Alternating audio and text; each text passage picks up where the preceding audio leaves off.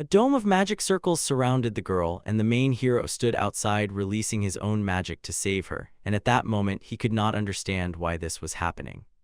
He still could not comprehend that their entire class had been summoned to another world. Why did this happen to him? The blonde girl next to him pushed the main hero Haruto even further. Having no choice, Haruto used his skilled taming ability on her childhood friend, turning her into a summoned beast. As if nothing special, just an ordinary day at their high school. Students were lively discussing the latest manga.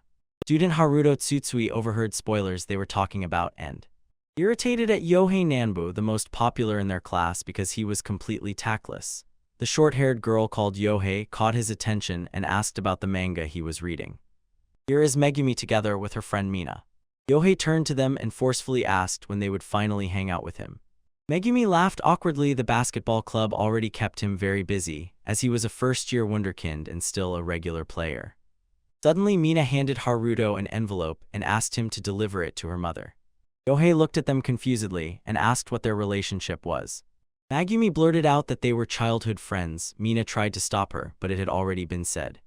Yohei patted Haruto on the back. It seemed even boring guys like him sometimes get lucky. Mina tried to stop him. When the boy with glasses grabbed Yohei by the shoulder and told him to return to his seat. Haruto stayed with Mina, who gave him an angry look, then turned and left.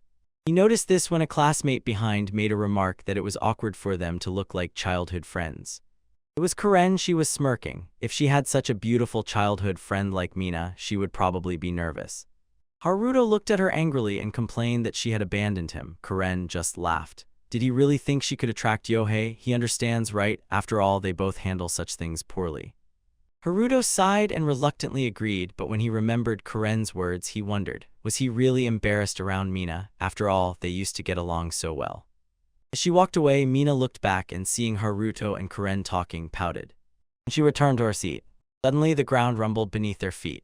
Haruto, thinking it was an earthquake, grabbed the table and shouted at Karen to hold onto something. At that moment, he heard Mina's scream. It was falling in his direction.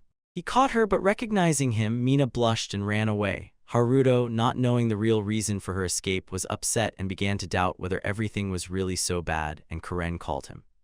And when they looked back, the classroom was already gone. They were called to a completely different place. Haruto thoughtfully asked himself where they were. A high-pitched voice exclaimed anxiously upon seeing how many of them there were. It was supposed to happen completely differently. The butler advised her to first explain to the heroes what was going on. She cleared her throat before introducing herself to everyone. She said Felia Elmond, the first princess of the kingdom of Elmond. While everyone was whispering confusedly, Karen and Haruto suddenly understood what was happening. Felia did not tire of casting spells. A living 3D map of their kingdom unfolded before them, and with a fiery voice she explained that this world was not at all the one they came from. According to legends, they were summoned here as heroes. Haruto knew this. This is the challenge of Isekai. Karen also thought the same and nudged him with her elbow, wondering what kind of power he possessed. He looked at her worriedly. Is she really starting with this? Well, that's a classic setup, isn't it? She was delighted. Suddenly, their conversation was interrupted by a classmate, Yohei, who asked, "What do you mean by hero?" He looked angrily at Philia and said that she had been talking nonsense all this time. The student with glasses grabbed him by the shoulder, trying to calm him down and saying that this is just like that manga he reads. Yohei couldn't believe it. After all, it's just manga. But the one with glasses insisted that it was true. What other trick could have transported their entire class to a completely different world? Such a thing could only happen if someone really used magic. Hearing this, the other students started murmuring among themselves. Karen burst out laughing. Everyone wants to go home, but since we're already here, we might as well have fun. Philia assured them getting lost is normal, but according to the legend, once the mission is completed, they will safely return to their world. Yohei exploded with rage. Do you want us to defeat the demon lord or something? Because that's usually how mangas start. Philia answered affirmatively. Isn't that cliché? Their kingdom calls heroes every few centuries to fend off threats to the continent. Each time the nature of the threat was different, but legends tell of heroes who destroyed fierce dragons and demon lords. Honestly, they still did not know what kind of threat it would be this time. So they will not be able to return home until they deal with it. Philly bowed her head and apologized when suddenly a person appeared next to her. Here is her brother Royce Elmond, the first prince of this kingdom. Philia anxiously turned to her brother. Usually there is one hero, but here there are about 30. Surely she was worried about how to receive them all. When he heard this, the boy with glasses raised his voice. Won't it turn out that we won't be able to properly treat them because there are more than expected? So they seriously say they were summoned here without consent, and now, to return home, they have to complete some vague mission. Not even knowing the details and receiving no reward, he warned them not to dare contact them. They can call themselves heroes as much as they want, but if they don't even intend to pay, no one will lift a finger. Other students picked up on him, and Philly was confused. She waved her hands, assuring that the royal family, of course, would arrange the best reception for them, and when they find out the nature of the threat, surely someone from such a number of people will be able to handle it. He clenched his fist and shouted, "Who exactly will do it?" After all, this place did not look that advanced. Are there even baths in this world? One of the mages could not stand it and accused Yohei of mockery. Yohei turned to him in anger, and Philia restrained the mage, not letting him provoke them further. After all, they were summoned heroes. Meanwhile, Karen quietly whispered to Haruto that Yohei couldn't last a minute without getting involved in some matter. Haruto agreed it was a usual thing for him. Suddenly Rogues appeared behind Yohei and grabbed him by the chin, calming everyone so they wouldn't worry.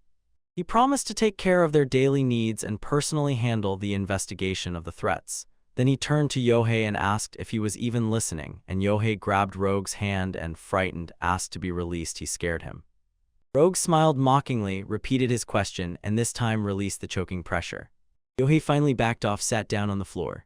Rogues clapped his hands to attract everyone's attention and asked someone to explain what they wanted and what would satisfy them, because they still didn't know what the people from the other world truly desired. Magumi raised her hand and the Rogues turned to her. He asked him to come to her room tonight. Students blushed and exclaimed in amazement. They definitely knew what that meant. Megumi, on the contrary, was confused. Did everything really have to do with his room? What a strange question. Isn't an invitation to his room an honor? Megumi pondered. Probably she had no choice. Mina tried to stop her, but Rogues had already decided everything. Then he announced to everyone that the summoning wouldn't work unless both sides agreed. They didn't expect there to be so many of them, but this only proved someone among them truly passionately wanted to change this world. No rush. Those who desired change acted on their own, as planned, and in the end, everyone will get what they deserve. Magumi asked excitedly if they would also be able to use magic. Just as she expected, those who are summoned always have special powers. Rogues confidently replied and, to show off, displayed his magic. Besides magic, there are also other forces, simply put, skills. Summoned heroes acquire physical abilities far exceeding the usual limits of this world, and moreover, they are endowed with special skills. Not a bad offer, right? Yohei clenched his fist with excitement. That's exactly what should have been said right away. Then he asked what kind of power he has. Learning about magic and skills, everyone turned inside out. If before they wanted to go home, now they dream of gaining some powerful force. Karen giggled and nudged Haruto. He also got a little fired up, right? Haruto looked away as if admitting it. The robbers turned and glanced at Philia. Skills were her forte, so he decided to entrust it to her, and she stepped forward to test each one's abilities. Before her eyes appeared a magic circle when she used the skill of appraisal. As befits heroes, each of them has truly impressive skills. Especially Yohei, his strength was extraordinary. Yohei shone with admiration and asked what kind of power it was. Since they all came from a world without skills and magic, it was best to show them this visually. Philia called Haruto to help her. She believed that he would become a perfect example for everyone. After all, his strength is truly impressive. Yohei protested, asked why she chose Haruto, and demanded that she take him, not some nobody. He really wants to be the main character. The boy with glasses, noticing the hostile look of the mage, grabbed him by the shoulder, and Yohei clicked his tongue, leaned back, and calmed down. But of course, he showed his contempt with a piercing look towards Haruto, and Haruto nervously glanced back before. Yohei gritted his teeth before stepping forward, then asked Philia what exactly he should do, and she pointed aside, asking him to look there. As soon as he did, his eyes widened, seeing a cage that held inside what seemed like a wild tiger in captivity. This creature is called Regal. It is still young, but when it grows up, it will become as dangerous as a dragon, and even in this form it has rank B, the strength of 100 ordinary soldiers. Haruto felt a bad premonition, but still listened carefully to Philia, who explained its abilities. It turned out it was tamed. Philia suddenly hugged him from behind, her breasts pressed tightly against his back, and Mina glared angrily at this, since usually a monster of such rank cannot be tamed, but with Haruto's power it might work. She pushed him toward the cage and asked him to raise his hand to the Regal. Haruto objected and recoiled in fear when the Regal began to roar. Philia calmed him down. It's okay, you just need to say the words and the power will work. You just have to say tame. Haruto was already about to protest. Yohei shouted from behind that he should just do it faster. Under pressure, he raised his hand and shouted, tame. A magical circle appeared before his palm and a powerful gust of wind swept everyone away. Cage lock suddenly clicked and opened. When Regal jumped at him, Gerudo howled in fear. But he instantly froze with his mouth agape when instead he was embraced by the master himself. The animal pushed him to the floor and began licking his face. This is tame, a skill that allows him to command the beast. With his heroic strength, he is capable of taming any opponent. Then Philia carefully assessed the other students' skills. Meanwhile, Haruto sat in the corner and Regal lay on his lap. Karen approached him, enthusiastically praising his taming skills. It seemed he had completely tamed that majestic creature. Well, she sat next to him and asked his name. Gerudo thought and decided to name him Rai, and it seemed Regal really liked that name. Karen burst out laughing. You named him Rai because he is Regal, that's too simple. Haruto pouted and simply ignored her words. They said she should also show her skills to Philia. In fact, she already did. Her skill is mixing, and it seems this makes her a bit more adept at mixing various things. Somewhat simple, what a pity, she wanted something more noticeable, but Haruto bets that she will master it anyway. Karen giggled, leaning back against the wall. She will do everything possible. Haruto looked at everyone and wondered what power they had gained. His gaze slid to Yohei. He lightly punched the wall. His skill is body enhancement, which multiplies physical abilities. As befits a hero, he smashed the magical earth wall of the royal court mage, and hearing this, Yohei looked at the irritated mage he had argued with earlier with a self-satisfied smile. The boy in glasses approached him. Yohei's skill was simple and powerful, just what a person like him needed. Yohei jokingly threw his arm over Akimoto's shoulder and smiled, asking what his skill was, although he was sure it was not as cool as his own. Akimoto adjusted his glasses and told him to step back, and Yohei, though embarrassed, obeyed. As soon as he did, stones fell on the student who was passing by the place where Yohei had been standing earlier. Akimoto had the skill Future Sight. For a moment he could look a little into the future. Yohei ignored him and approached Magumi, who was treating the student who had been injured earlier. It seems her skill is healing magic.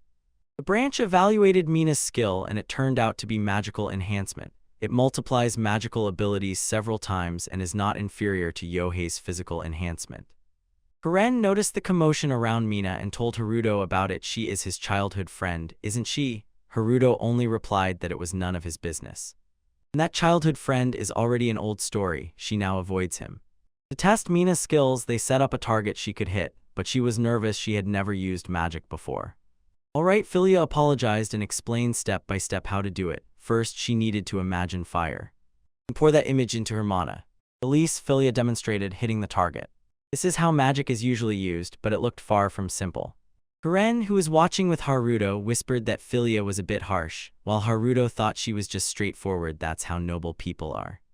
The one who dreams of becoming the main hero tried it on his own and caused a huge fire that he couldn't extinguish. Mina was about to get hurt, so Haruto immediately rushed to help her. The rogues came to the rescue and cast the aqua ring spell.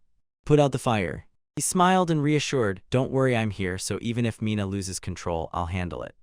He, now soaked to the bone, glared fiercely at the insolent ones, but they only smiled mockingly.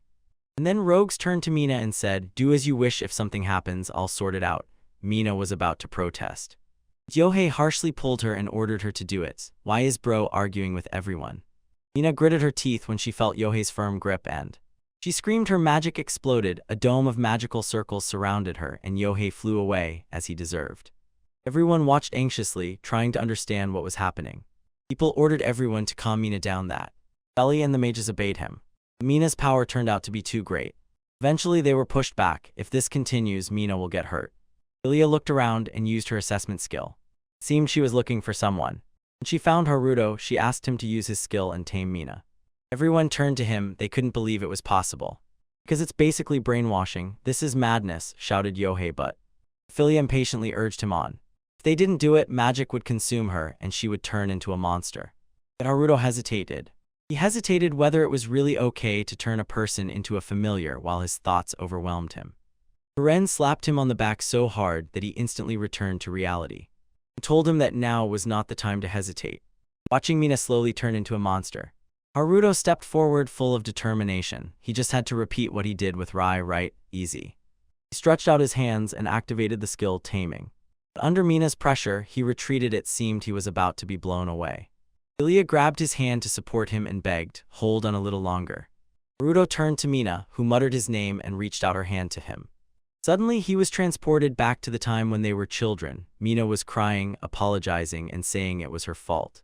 Then he gently stroked her head and assured her that everything was fine because he would protect her no matter what happened. The promise he made then, he would definitely keep. An explosion sounded and a blinding flash dazzled everyone.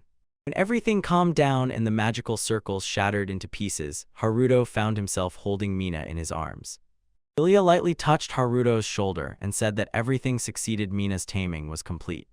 Others whispered anxiously, worried that tame seemed to affect people as well. Haruto looked around anxiously when Mina was slowly waking up. A few days after that event, Haruto stood under a tree and sighed. Karen, who was nearby, teased him, "If you sigh, happiness will run away," although it seemed to him that it had already run away somewhere.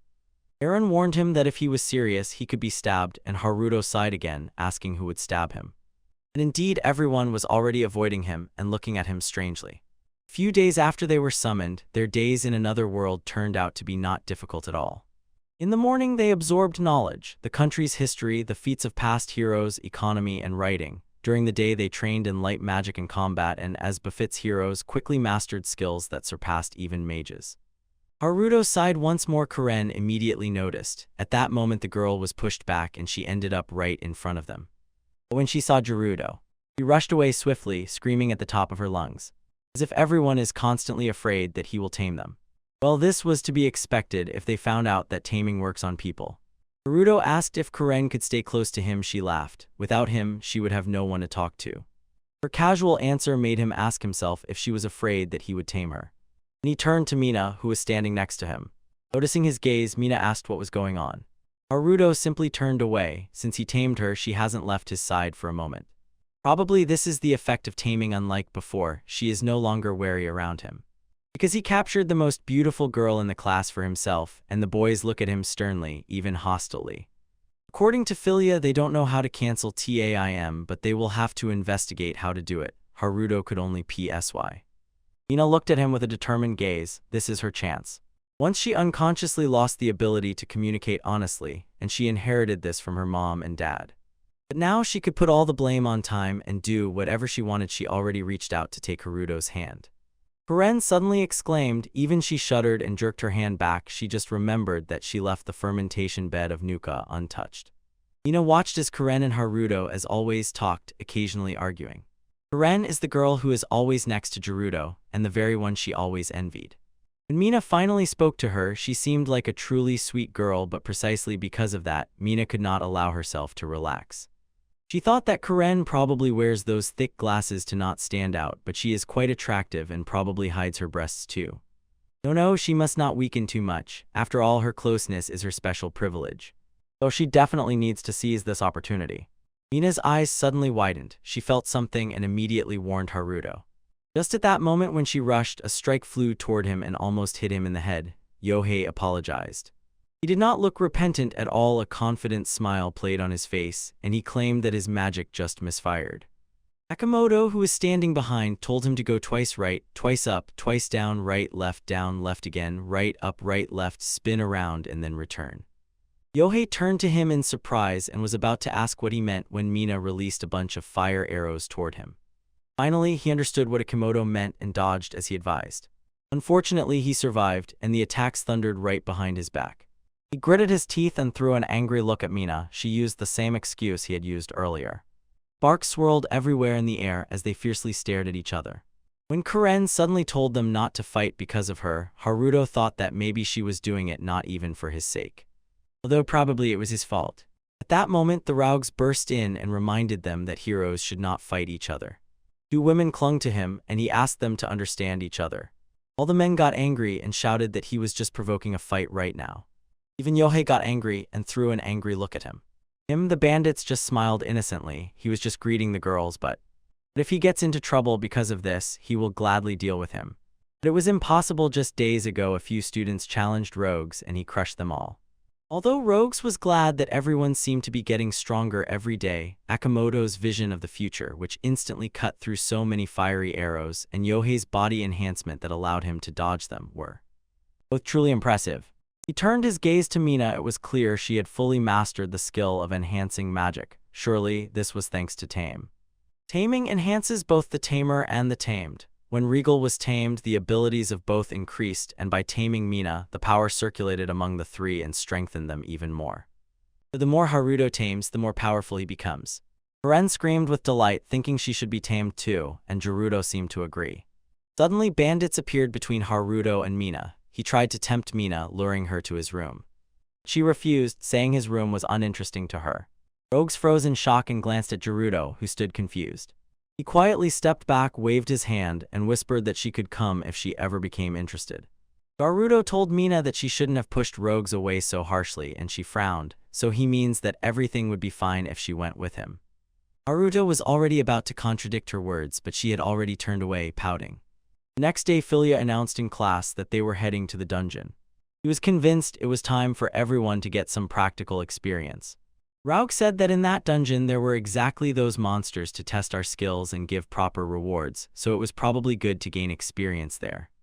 Karen jumped for joy upon hearing about the dungeon, and Haruto finally realized that he was in another world. Mina thought it should be an easy victory if he was experienced. Haruto doubted he was not as strong as she was. Suddenly, Yohei kicked the table standing right behind Haruto and sharply asked about the dungeon. Exactly, let them start with a lecture about what a dungeon really is. A dungeon is ruins saturated with magic. Inside are valuable magical artifacts, dangerous traps, and monsters. The deeper they descend into the dungeon, the stronger the magic becomes, and along with it, the monsters that appear become increasingly dangerous. The level of danger and difficulty of capture depend on how much magic is accumulated in it. The difficulty of capture has 10 levels, but from the 7th level and above, humanity has learned nothing. They are practically immeasurable. And the difficulty of capturing the dungeon they are heading to this time is 7. Sudden difficulty made the students nervous, but Philia calmly told them to calm down. This time they are only going up to the 3rd floor. This level of the dungeon has already been conquered and mapped, so there is almost no danger. Yohei objected, that is, it is not very interesting, and Philia agreed with him. For a hero, it could really be boring. Still, as soon as they relax, they will die. Even if it is marked on the map, do not think there are no hidden traps and pits. Arrows can still suddenly fly out, and sometimes you can be teleported to some mysterious space with no exit. But as long as they do not recklessly touch unfamiliar things, everything will be fine. Well, she sincerely hopes that they will like their first dungeon exploration. Maybe they will even be lucky to find valuable magical tools or treasures. Departure is tomorrow, and the exploration will take the whole day, so they better prepare well. Maps will be distributed, so it is worth studying them carefully. The dungeon they are heading to is called the Royal Tomb. The next day, the students entered the dungeon with tense, nervous faces. Fortunately, Philia was nearby, who explained that the dungeon would be explored in groups of 3, so everyone would have to team up in groups of 3. As expected, the 3 of them, Haruto, Mina, and Karen, will become a team. If Haruto leaves Karen, she will only get the leftovers, and she does not like that. Mina, on the other hand, is his familiar, so that is already clear. Haruto asked if they were really sure about this, and Karen simply assured him that they were. Teamwork is important, so it is better for everyone to just get along. The main hero also wants to be behind them. He looks with a sly smile. It is clear that he is plotting something bad. In fact, on the eve of the dungeon expedition, the bandits sat down next to him and whispered that Haruto is dangerous. If they find out there is a hero who can tame people, it will ignite unnecessary quarrels. Yohei probably thinks so too, but he does not care, and why would he have summoned that one here at all? Frogs touched his shoulder to calm him down. He knew that Yohei did not like him, but he does not like Haruto even more, right? Of course, they still do not leave the royal palace because they are hiding the very fact of its existence. That is why he wants Yohei to kill him. Yohei smiled slyly and asked if he was really sure about that. Of course he was, and among the heroes, only he was strong enough to handle it. And even with all of Haruto's strength, it will be difficult for him, because Mina is always nearby. So he handed him a magical artifact and even gave him his personal guard, the most powerful force in the country. The operation is tomorrow, and no one will point a finger at him over the disappearance of one person. After all, accidents happen often in the dungeons. Returning to the dungeon, Philia warned once again, beware of traps and monsters, and immediately report if any of you get injured or disappear. She apologized to Haruto for asking him to stand on the dangerous front line, and he assured her that it was okay, it was not her fault. Only 2 hours ago, Yohei asked Philia to confirm if it was true that the front line is the most dangerous. Akamoto looked at him in surprise and Philia nodded. Yes, the one in front meets the enemy first, and when retreating, he becomes the rear guard. Yohei smirked and said that obviously the strongest should stand in front. Philia agreed again, so the strongest in the kingdom should go ahead the bandit of the royal guard, but Yohei disagreed and pushed Haruto to take the lead. Is it pleasant to know that someone who can tame people might be standing behind you? It's scary, and just the thought of that useless Yohei made Haruto frown. He apologized to Karen and Mina for being in front because they had joined him, but Karen just smiled and said it was okay, she had no one else but him, and Mina was Haruto's familiar, so it was quite natural. Haruto also sincerely thanked Ryu for carrying the bags when he suddenly felt something ahead. The guard asked what it was and Yohei mockingly asked if he was scared, then a bunch of eyes appeared in the darkness. Bat-like monsters began flying straight at them. Meanwhile, the students panicked and started running away. Mina calmly handled the situation by turning on the firewall. Fire engulfed the monster, sea burned and fell to the ground. Since then, Haruto truly proved that he is a hero. The other classmates easily dealt with the monsters, so the dungeon conquest went smoothly. Finally, they found themselves near the gates leading to the lower levels. Because beyond that boundary, the monsters will be even stronger, so Philia suggested taking a break now. Everyone spread out mats, settled down, and started eating during the break. Haruto glanced at everyone. It seemed everyone was completely exhausted. Especially then Karen. Then he turned to Mina and asked if she was okay. She replied that she was, but quickly changed her mind. In fact, she was tired, so she asked him to allow her to rest her head on his lap. Karen suddenly stood up as if she enjoyed watching this drama unfold. Haruto immediately stopped her and suggested that she and Karen both use Rai as a pillow instead. Karen hugged Rai tightly and apologized, saying that Rai was only for one person. Haruto finally agreed. Stood up immediately just like her. He said she was just joking, but even restrained, she has her limits. Haruto agreed, especially since they were being watched. Karen smiled coquettishly and asked if it would be okay if no one was watching, hearing Haruto's answer that he would allow exactly that. Mina's world fell apart. She had ruined everything. She didn't even hear what those two were talking about. Just wondered why is she always like this?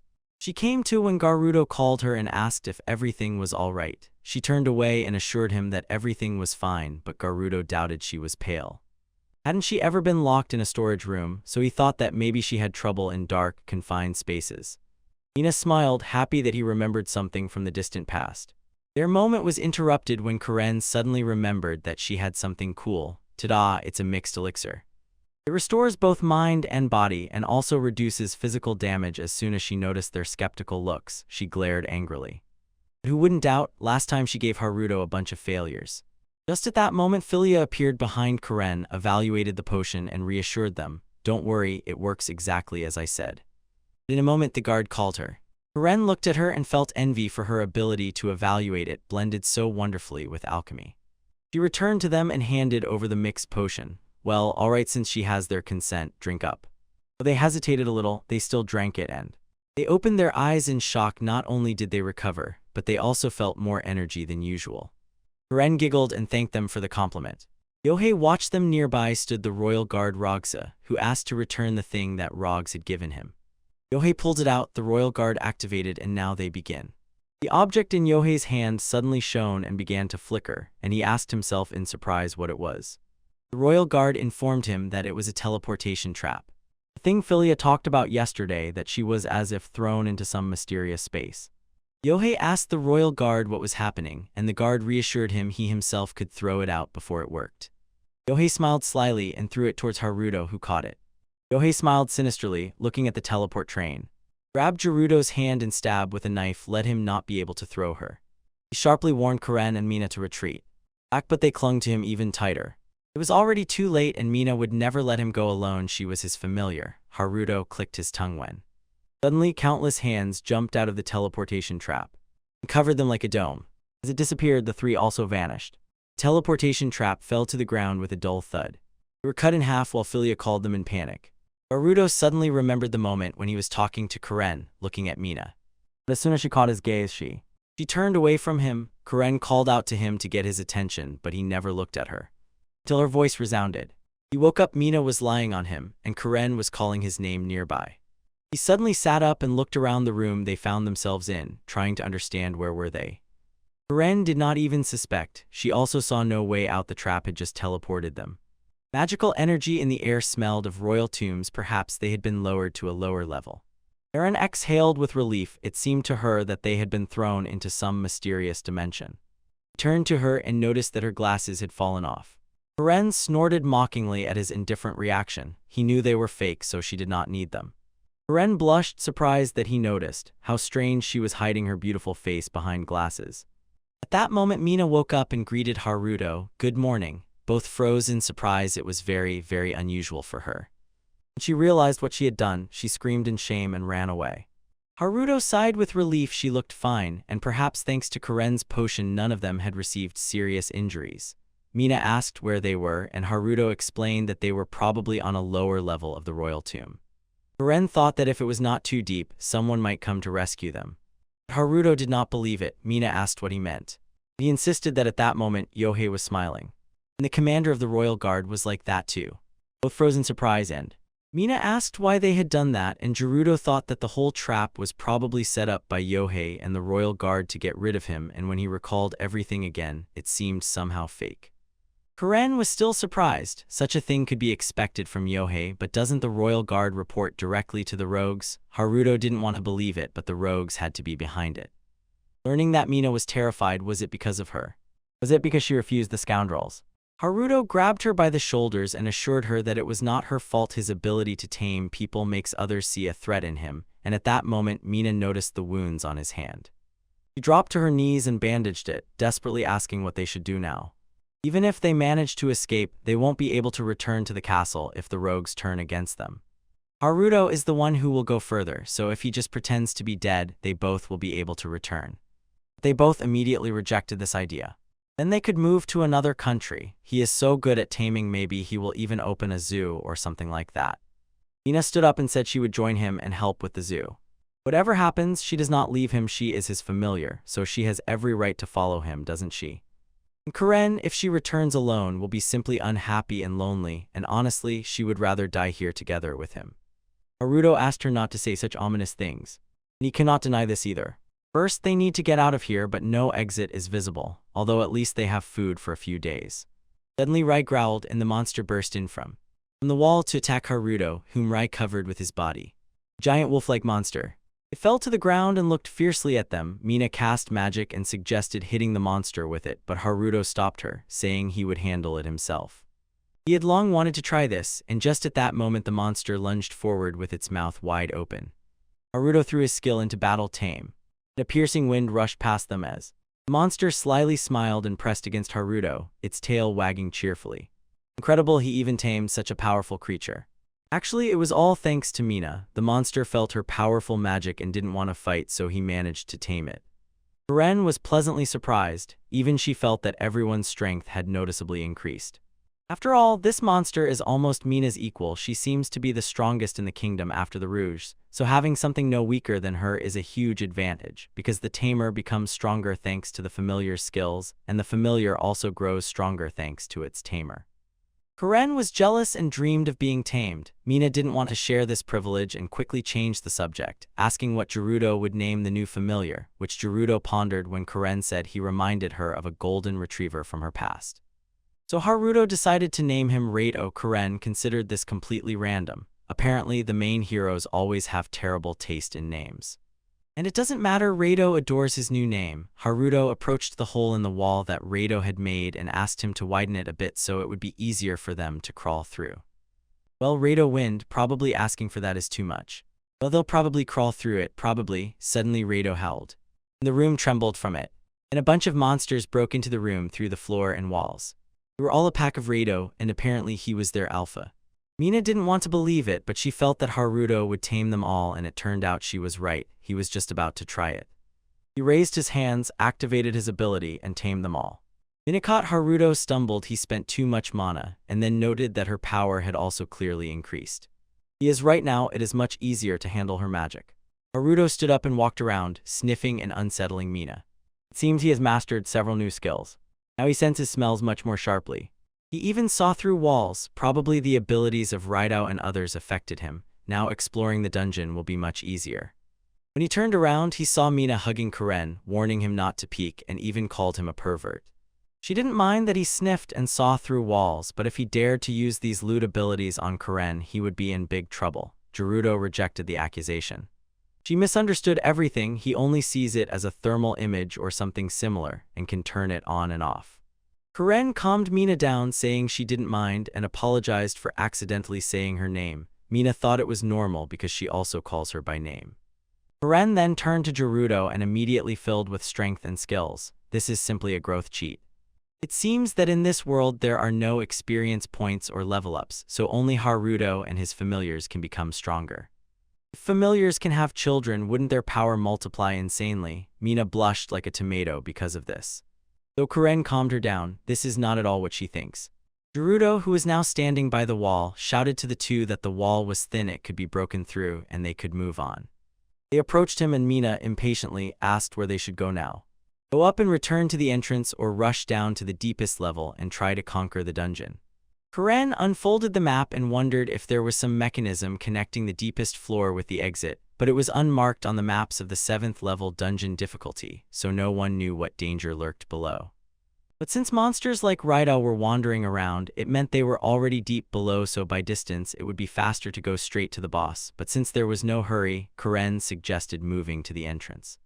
Haruto objected. They are going to clear the dungeon. The kingdom is no longer reliable now. They will have to look for those treasures supposedly obtained during dungeon clearing. It will be dangerous, so will everyone go with him? He anxiously awaited their response, thinking that they would refuse him. Mina agreed to go without any hesitation. After all, she is his familiar, isn't she? But how many more times does Karen have to repeat this? Even if she returned, she would be completely alone, so she will follow him to the very end. Well then, it's time for them to set off and conquer this dungeon. In the royal palace, the bandits praised Yohei for handling it so well. Yohei did not like it at all. He is currently in a very difficult situation.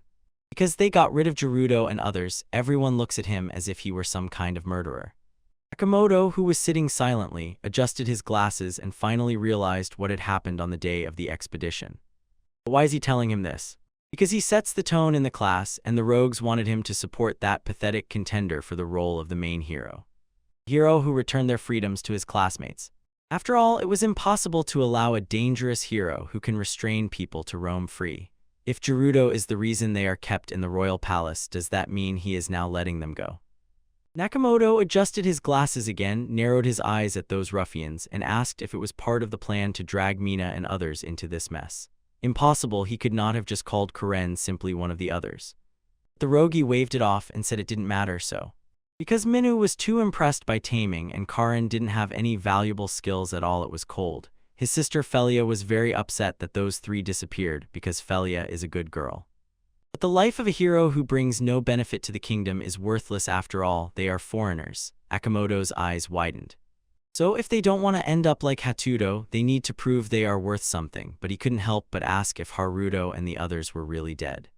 Because they only saw how they suddenly disappeared, so maybe they are still alive, but the ruffians interrupted him, calmly sipping tea and assuring that it was impossible. This magical thing that erased them is truly vile. It measures the strength of the target and teleports it to a dungeon floor that is impossible to conquer. For them, it could be the 15th, no, even below the 20th floor, and let them know. The royal tomb has only 25 floors. Haruto's regal was a monster of the 7th floor, and the lower from the 7th the stronger. Its strength increases by 30 for each level, so on the 20th. They would be 30 times stronger than Rai, and there are many monsters around, so survival would be impossible. Akamoto countered that Haruto has the skill to tame, so even the strongest monsters he could make his familiars, but the bandits just laughed. He was too worried but assured everyone that nothing terrible tame doesn't work when the power gap is too large, and Akamoto finally sighed with relief, thinking there was nothing to worry about. Seike Haruto managed to tame all the monsters they encountered. Karen looked back at the monsters behind them. It seemed he was much used to them. They had already passed about 3 more floors and Haruto was still frowning, so Mina asked what had happened. The thing is, in terms of pure strength, these guys were stronger than them even before entering the dungeon. But as soon as they were tamed, Rai, Rito, and Mina became even stronger. Strange, it seems the boost from tame is not the same for everyone. Karen thought and decided that probably it was about proximity. he only gave names to Rai and Raito and didn't have time to name the others. Maybe that's why they weren't as strongly enhanced. So the biggest increase in strength went to Mina. Karen teased her, asking what was going on, and Mina, blushing, assured that she hadn't become stronger at all. Karen smiled wryly. Of course she had, and if so, then Haruto is now much stronger because he is the trainer, so it's natural. Haruto interrupted the conversation, rather teasing on his own, and thought it was good that they were getting stronger. Because this is where everything really gets serious. They stood before huge, terrifying double doors leading to the boss room. Although the document said that the boss would be before the lower floor. This is the obstacle that must be overcome to clear the dungeon. Nina felt a powerful force inside and decided that those whose levels were too low should be left behind. Haruto agreed because he didn't want unnecessary casualties. Karen exclaimed joyfully, leaning on Haruto's familiars. It seemed she even liked being stuck in the role of a nanny. Haruto cast a glance at her and asked to wait with the others. Karen pouted. She stood up and, smiling, said it was just a joke. She would help too. Haruto was about to object. When Karen handed him a bottle of potion, it turned out to be a mixture of elixirs she had prepared from rare materials found along the way. They increase endurance, resilience, mental balance, muscle strength, and magical power. In short, a lot of things, so it's better to drink them. Fighting is not the only way to help. Haruto agreed and took the potion. He and Mina, thanks to Karen, drank it. Taste is terrible, but it definitely helps. As soon as they reached the middle of the bridge, suddenly the scenery changed. Haruto looked around, puzzled, wondering what was going on here. Meanwhile, Mina raised her eyes and could not believe her eyes. Suddenly the ground trembled and a sharp gust of wind rushed past them, as if something had just loudly fallen right in front of them. It was Karen the dragon who stayed behind. I really saw them suddenly disappear. He only hopes that everyone is alright. Haruto tried to tame the dragon, but it seemed futile against such a powerful monster. The dragon roared, throwing them backward, and they fell to the ground. The dragon lunged at them while they were lying down, but Rai and Raito pulled them away from there. He hid behind a rock and watched the dragon rage. He is strong. Is this the power of the dragon? Mina asked what they should do next, and Haruto replied that he would use tame again and ask them to buy some time. Mina said that just now it didn't work, so there was no point in repeating it, but Haruto insisted had another plan and she was about to object. Haruto's pleading tone made her do as he asked. He jumped on Rito and launched an attack on the dragon to draw its attention. He nodded to Haruto before. Turning back to the dragon, he dodged its attacking breath. Perhaps this is the first time Haruto relies on Mina. When she was little, she relied only on him. Growing up, she became more capable than Haruto, and a gap grew between them.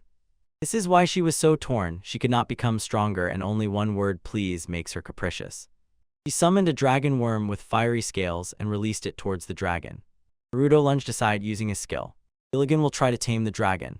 He met his gaze, and suddenly he was transported into a dark space. He turned around, hearing a voice explaining, tame is a contract.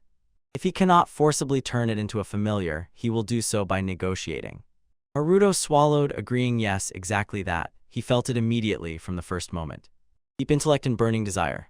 So he proposes, she becomes his familiar in exchange for fulfilling that desire, and she already felt his gift during the taming. It seems this too is fate, then he must show her that he can make it a reality. Haruto sharply returned to reality. At that very moment the dragon disappeared. Mina looked around in confusion, so Haruto called her from below and said the fight was over. She went back down and asked what he meant. The door suddenly opened, and at that very moment they were transported back to the bridge. They entered the boss's hall, and Karen wondered if there was some treasure or something useful here. Overcome with fear, she clung to Haruto, pointing upward at the giant dragoness who. This was the true form of the dragon they had just fought. The dragoness introduced herself. She was the sacred Mephilis. Mina had heard about her in a lecture. Wasn't she the same dragon heroine who prevented the disaster? Why was such an important figure here? Mephilis looked at them angrily and declared that it was their stupidity. The truth is that she was sealed in this land by a hero from the past. Because of this, her power also weakened. They asked, why did one hero seal the dragon hero? Isn't the hero's mission to fight calamities? Exactly, that's why many heroes were summoned. But in these 1,000 years, disasters happen only 3 times. Mina sharply replied that this cannot be. After all, countless heroes were summoned, but Mephilis still does not know the real reason why the people of this world arrange such unnecessary summons. If there is no catastrophe to fight, they simply choose someone at random and pretend to be that catastrophe, and the heroes, suspecting nothing, believe they are fighting a real threat or sealing the enemy that appeared. Thus, Mephilis also turned out to be among the victims. Karen was filled with sympathy when she suddenly remembered something. They said that heroes can return to their native world only by defeating the evil, right? If this is true, then it turns out that returning is impossible. Haruto felt that something was unclear here. He wants more power because the prince himself, who lied about that evil, might turn out to be the enemy, and then they need strength not to lose to him. That is why they will tame the holy dragon Mephilis. Mina asked if he was sure about this because earlier he seemed to barely manage even that fake. Mephilis smiled mockingly.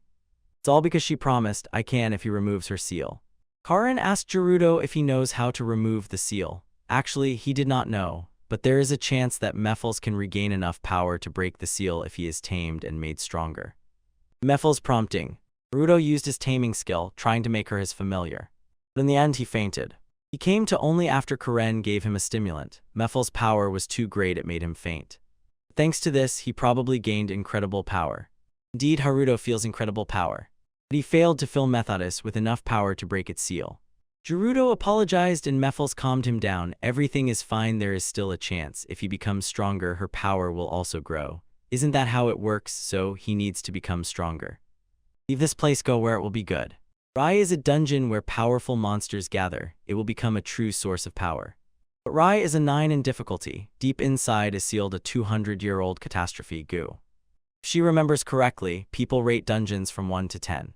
If without fighting it, this place in difficulty would be 6, but no, rather 8. Karen thought it was better not to go, or rather to stop, but Mephilis insisted that they must hurry because the goo seal is about to break. If it is released, the continent will again be under threat of destruction. Haruto asked why this is happening. She explained that magical devices were placed to lure monsters under the monster's seal, and initially the gathered creatures were supposed to suck magic from it, weakening the power of this evil. Instead, it began to take magical power from the monsters and become stronger. If this continues, the seal will soon be broken. Haruto thought it would be better to take those magical items, and Mephilis agreed. She told him to go and do it, and at the same time tame the gathered monsters to gain power. It would be killing 2 birds with 1 stone, and that's true. But Haruto was worried because the difficulty was 9. Mephilis laughed and reassured him. If she were in her prime, this difficulty would be nothing to her. With such worn-out equipment, they looked completely unreliable. So she gave them new equipment and, meanwhile, Yohei and the others continued storming the dungeon. He was exterminating monsters one after another, laughing at how weak they were. Akimoto grabbed him by the shoulder and asked him to rest a bit. Everyone was exhausted. Yohei ignored him and rushed forward to defeat even more monsters. He didn't care about the fatigue and injuries of others. He was too focused on conquering the dungeon. Finally reaching the boss room, they defeated that fierce monster. Akimoto smashed the ceiling while Philia informed them that there were talks about creating a chosen team of heroes, including Yohei and Akimoto, to take on a higher-level dungeon. Akimoto anxiously asked if it was safe. After all, the current dungeon was only level 3, and now they were suddenly being pushed into an unmarked level 5 dungeon. Yohei jokingly slapped him on the back, teased that he was scared, and assured him that they would manage and the kingdom would fully support them. It was time to show the heroes' strength beyond their homeland. Conquering an unknown high-difficulty dungeon was the perfect way, and his fame would surely spread across the entire continent. Akimoto seemed to be convinced. They insisted that they had to do it that way, and behind him, the ceiling suddenly collapsed on the monster that appeared out of nowhere. It seems he had hit the ceiling earlier. He anticipated this situation. Yohei grows stronger every day, and Akimoto's gift of premonition lasts longer. As expected, these two are incredibly strong even among heroes. Yohei smirked and said to Philia, "Leave this to us. Even if some trouble lurks in that dungeon, they will definitely crush it." Meanwhile, Haruto and the others finally reached the town of Cask, which lay at the foot of paradise. Surprisingly lively and crowded, full of adventurers hoping to get rich in paradise. The rewards in the dungeon turned out to be incredible, so they understood why people risked their lives for them. And paradise itself is arranged so. The deeper they go to the demon on the last floor, the stronger the monsters become, so it is also a great test of their strength. But this does not make it any easier. They go to the last floor to take the magical tools that will weaken the demon's seal. There was no need to worry, they also strengthened thanks to the new equipment. At that moment, a girl approached them and asked if they were adventurers and if they have somewhere to stay. If not yet, she knows a nice place called Shoyute. Haruto asked if she works here. Bingo, this is Lisa, an employee of that inn, so what will they say?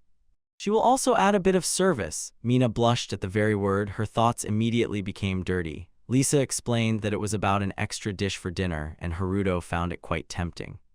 So it's decided she will take them back to the hotel. Karen sighed heavily at Mina, and when Mina noticed that look, she asked what happened.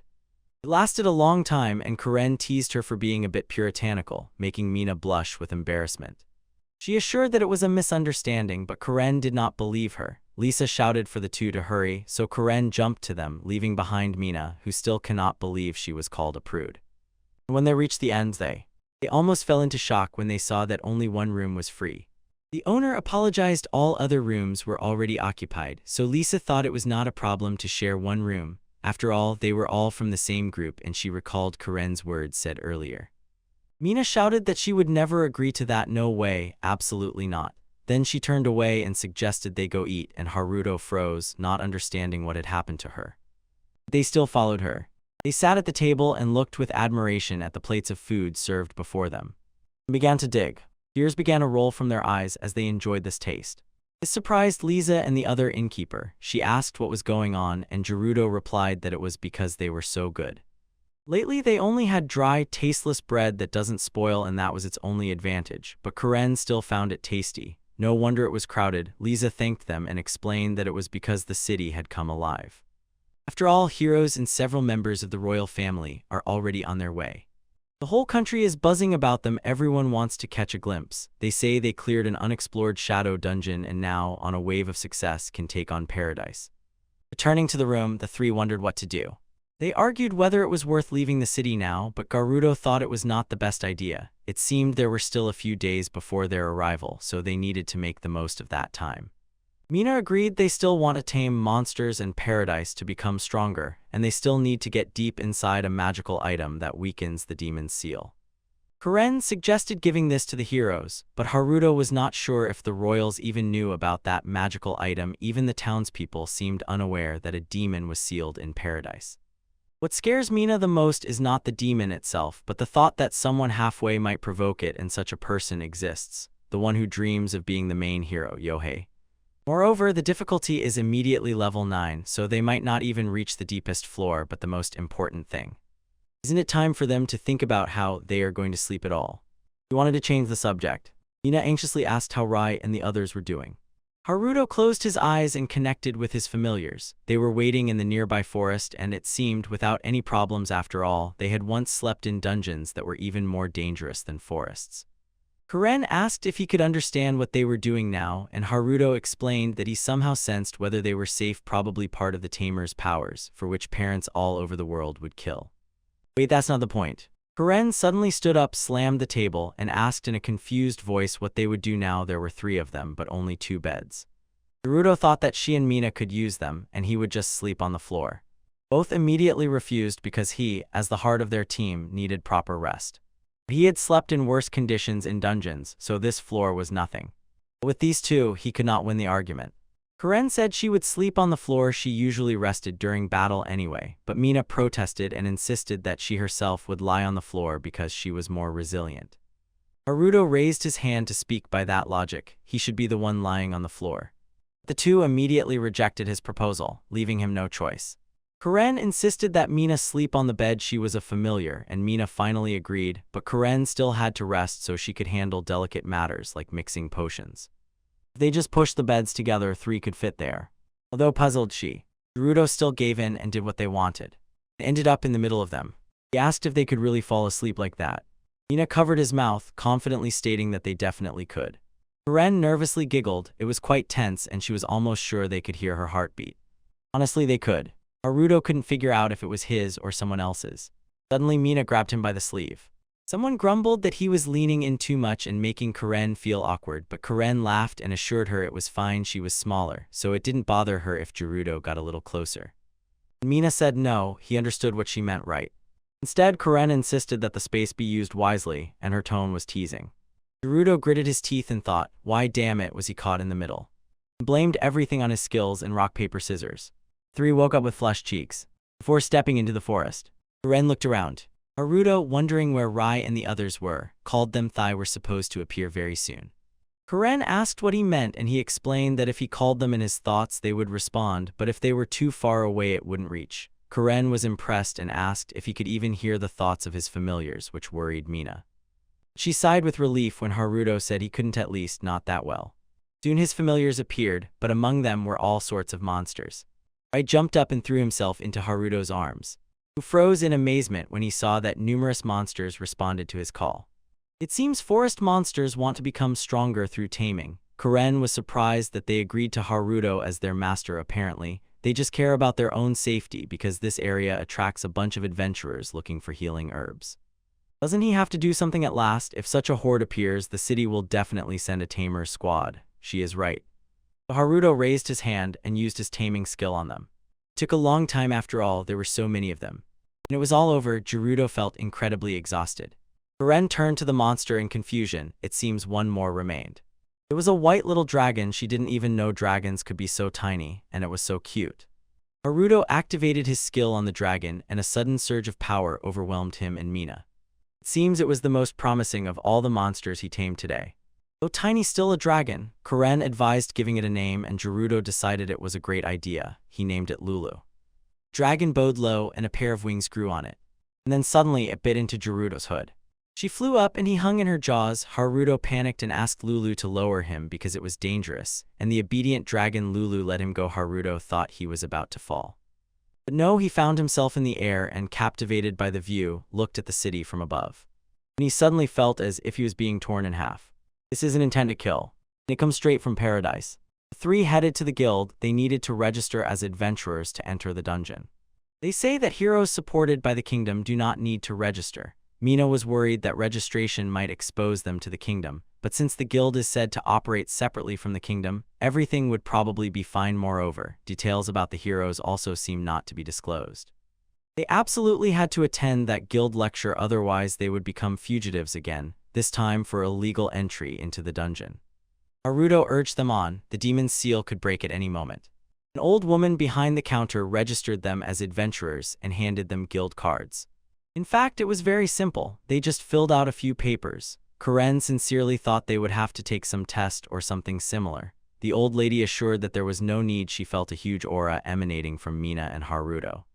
But if they are heading to paradise, it's better to be cautious. Recently, even in shallow zones, high-level monsters have appeared.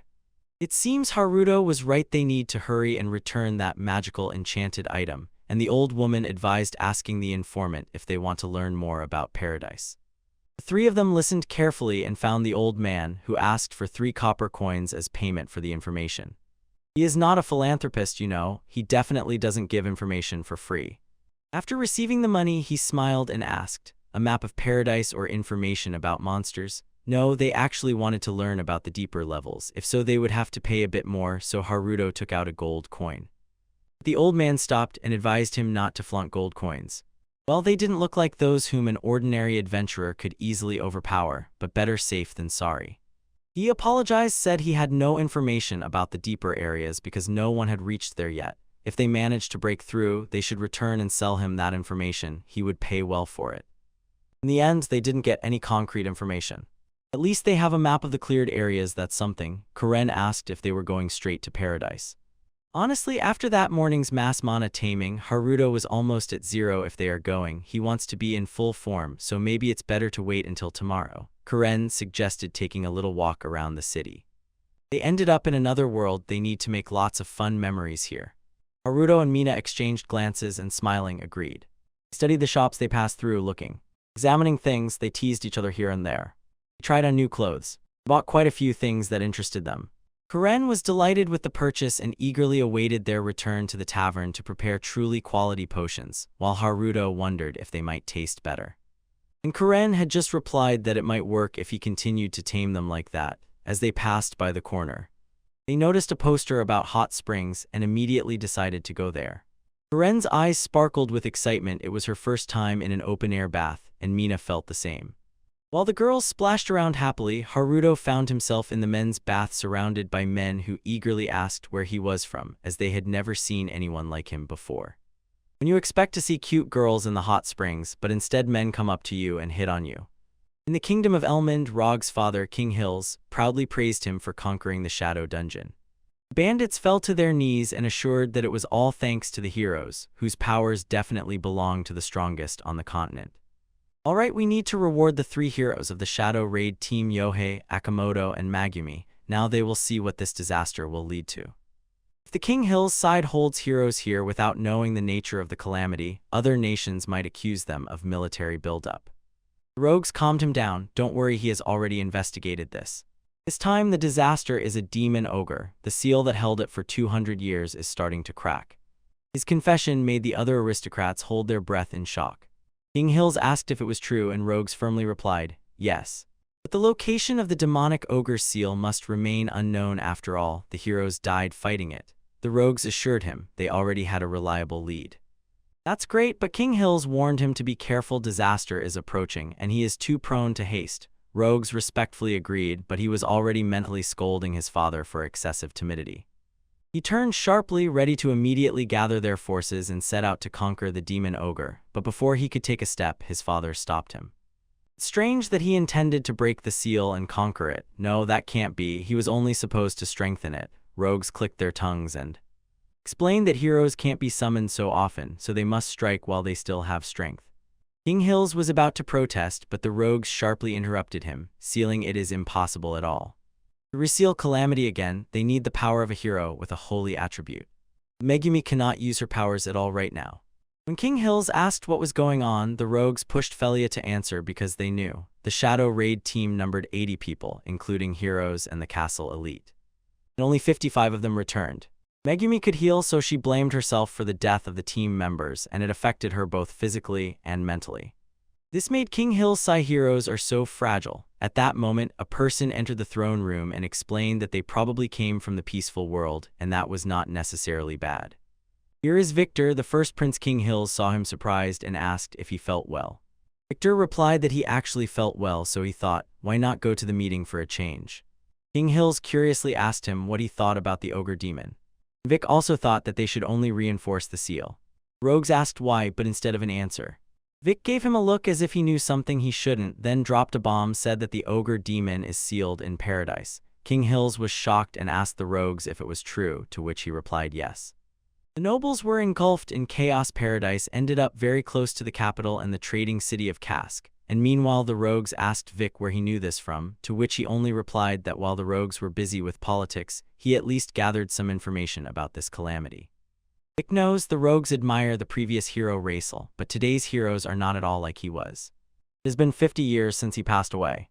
He exterminated an entire race of demons, relatives of the demonic ogre, resealed the evil dragon, and his achievements are simply impossible to count. Perhaps he could have defeated that demonic ogre, but does he really believe that modern heroes would do the same? Vic's words made the rogues quietly clench their fists in anger. King Hills was disappointed that a saintly-type hero, Magumi, was bedridden. Victor asked if he could take care of her himself. After all, he had spent more time in bed than anyone, so he could help her recover.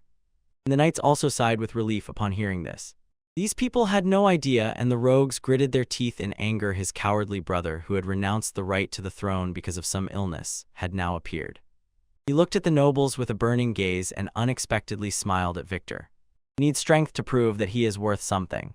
Therefore, he had no other choice. He had to set out for paradise.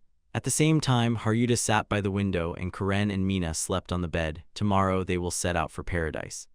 Next day, the 3 finally reached the entrance to paradise. They were enchanted to see so many people and stalls. It looked like a real festival ground. Lisa recognized them and greeted them sincerely. He turned to her and Haruto asked what she was doing here, obviously working. Paradise brings a lot of opportunities to earn money. Not only adventurers come here, but also crowds of tourists who come just to admire, so she runs a souvenir shop for them. Then she, showing a figurine of Magumi, Akamoto, and Yohei, asked if they wanted to buy something too. The 3 froze in surprise. Familiar faces appeared before them. But Lisa took them for fans and persistently urged them to buy at least one. Apparently, her persuasion did not work. They rushed to flee as fast as they could. When they reached the dungeon entrance, they saw a group of adventurers staging a scene. The guard would not let them in because they were too weak. Guard advised them, raise the guild rank and try again. The group had no choice and just angrily walked away, stomping their feet. Mina understood this was bad. They had just joined the guild, so they had no rank yet.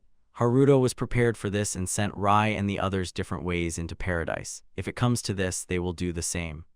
As soon as they approached the guard who asked to show guild cards, they were immediately frightened. they meekly extended the cards with anxious faces and, contrary to their expectations, the guard simply let them in.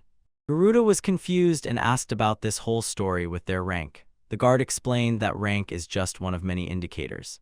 There is no reason to refuse obviously capable adventurers, but they should be careful, because no adventurer who reached the deepest part of paradise ever returned. As soon as they stepped inside, Haruto immediately felt the dungeon's evil and sharply pushed everyone. They needed to hurry. They had to manage to get the magical tool that weakened the demon's seal while they were still taming monsters in paradise. Meanwhile, Akimoto, who also entered paradise together with Yohei and Rogs, couldn't hold back and asked in surprise what the rush was and why Rogs brought them to such a place. The victory parade in Casku was still a few days away and other heroes had not yet arrived. Rogs' bed seemed too easy to them, although the shadow dungeon was completely unexplored. Both could not believe that he dared to speak like that after they lost so many lives in that dungeon. The bandits showed no remorse, saying the dead were just ballast.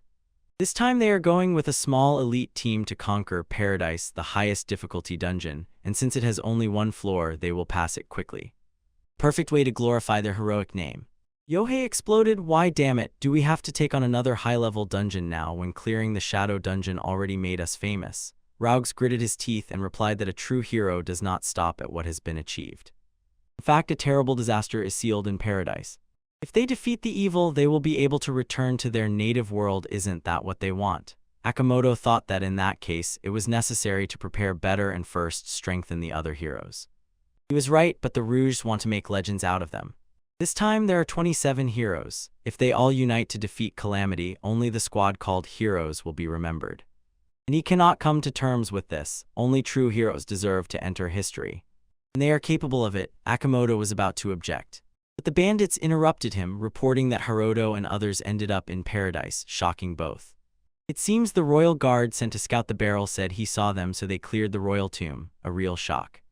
Yohei could not believe his eyes. They passed the royal tomb. Its difficulty was rated at 7, and it is even harder than the shadow dungeon, which they had already overcome. And the worst part, it's all over for them if Gerudo and others realize they were set up, and everyone finds out, although they probably already suspect. That's why they didn't return to the capital and came here to appropriate the power of evil. The bandits believed they were surely preparing revenge on the kingdom, and Akimoto thought they wouldn't go that far, but before he could finish speaking, the bandits grabbed them and shouted that Haruto and the others must be stopped before their revenge destroyed the kingdom. Rogue's eyes shone as if hypnotizing them both. They agreed with him like puppets. He smirked contentedly and decided to leave. But as they were walking through the forest, they suddenly came across Rai and the others. Suddenly a fight broke out and an explosion thundered, which Haruto and the others noticed from afar, and Haruto stood puzzled, not understanding what was happening. Lulu appeared at the last moment and told him what had happened. Mina asked him what happened, and Garudo explained that it looked like Rai and the rest were fighting enemies, though they should cover them, but before they could take another step, the royal guard stopped the bandits and blocked their way. The captain pressed his ear and instantly a small magical circle flared up, probably a communication spell which informed the bandits they had encountered Haruto's squad. Rogue ordered him to keep them there as agreed, because if the tamer and his familiars gathered again, everything would turn into chaos. Hearing his voice, Garudo shouted Rogue's name angrily. The royal guard kindly informed him that Yohei and Akimoto were with him. Apparently, they were about to kill Calamity. Asked him not to interfere. Even more people appeared and surrounded them from all sides. Now they were like mice cornered. They were not only royal guards. Karen felt that something was wrong with them, but there was no time to discuss it. Mina insisted that Haruto go ahead. And they will definitely hold them here, agreed Karen. After all, he worries about Rai and the others, doesn't he? Haruto was about to object, but Mina interrupted him. Don't worry, everything will be fine with us. You can rely on us. We will manage. Moved by their words, Haruto instantly ran away, and the captain was already about to strike with his spear, but Mina shot magic into the ground under his feet and prevented him from doing so. A chaotic fight would be a problem, so they will just scatter them here. The captain warned, don't get cocky. Yes, they have become insanely strong, but quantity always wins, and as if on command, more enemies appeared above the treetops. These guys can sneak even into the deepest corners of Rai, and the royal guard is even stronger. Mina has no chance while she is burdened by a heavy load. Karen immediately felt bad from the captain's words, which seemed to be addressed specifically to her, but Mina pressed her to herself and proudly boasted that the potions Karen brews are of the highest quality and maximize their strength. He summoned Fire Skill Titan Worm. Scaring off the royal guards, she also told him that it was cool, wasn't it? Mina raised her hand, and as soon as she lowered it, fire rushed to engulf the enemies. Well, in a second how futile that army was. Well then, it's time for them to return to Haruto. She summoned a fiery scaly creature, a Pegasus worm, and rode it to get to Haruto as quickly as possible. Meanwhile, Garudo arrived where his familiars were fighting bandits and others, and saw several of them lying on the ground. Rai and Raito immediately ran up to him, as if they wanted to tattle about what had happened. And when he saw his wounded familiars, Haruto became angry. He asked if they had done it, and heard Yohei's embarrassed reaction. He repeated the question, this time shouting with rage, and Yohei smiled mockingly and asked if he was blind and stupid. Because who else but them could have done it? Sakamoto adjusted his glasses and decisively ordered them to jump back. As soon as they made a move, a fiery arrow fell where they had stood before. It was an attack from Mina. They landed next to Haruto together with Karen. He glared angrily upon seeing the pitiful state of her familiars. Asked if they were ready for the consequences of their actions. Only one simple question upset the main character wannabe. He shouted and warned them, do not get cocky. He rushed forward with a sword, shouting that this time he would kill them all. Haruto frowned and unleashed all his power. And then Rito jumped up and charged at Yohei, who had absolutely no chance. Those standing behind could not believe their eyes. Does this mean that even so many protective spells are not enough at that moment? Rai struck Akamoto with lightning. Fell instantly, leaving the rogues alone. It seems that even if Akamoto can see ahead, the strikes come so insanely fast that he still cannot dodge them. Rogues felt that the power of familiars was completely different. They were on a completely different level. Was it because the tamer was nearby? No, that's not the point. He was also a familiar of Rai, so they hesitated to engage in battle. Rogues burst out laughing and stomped on the head of one of the fallen familiars, mocking Raito for sacrificing one of his own. Probably he was just a beast. Haruto noticed that Rogues seemed quite relaxed. But instead of answering him, Rogues turned to Karen and asked what she thought about it. Yohei and Akamoto were by no means weak. They were some of the most powerful heroes of the past. Familiars easily dealt with them, but he felt Mina and Haruto had something more within them, even if they tried to avoid it. And what about her? He didn't feel any power from her, so she clearly didn't belong there. Mina indignantly said, "What the hell are you even talking about?" and replied that Karen was enhancing their strength with potions. If so, she could have just given the potion and stayed behind.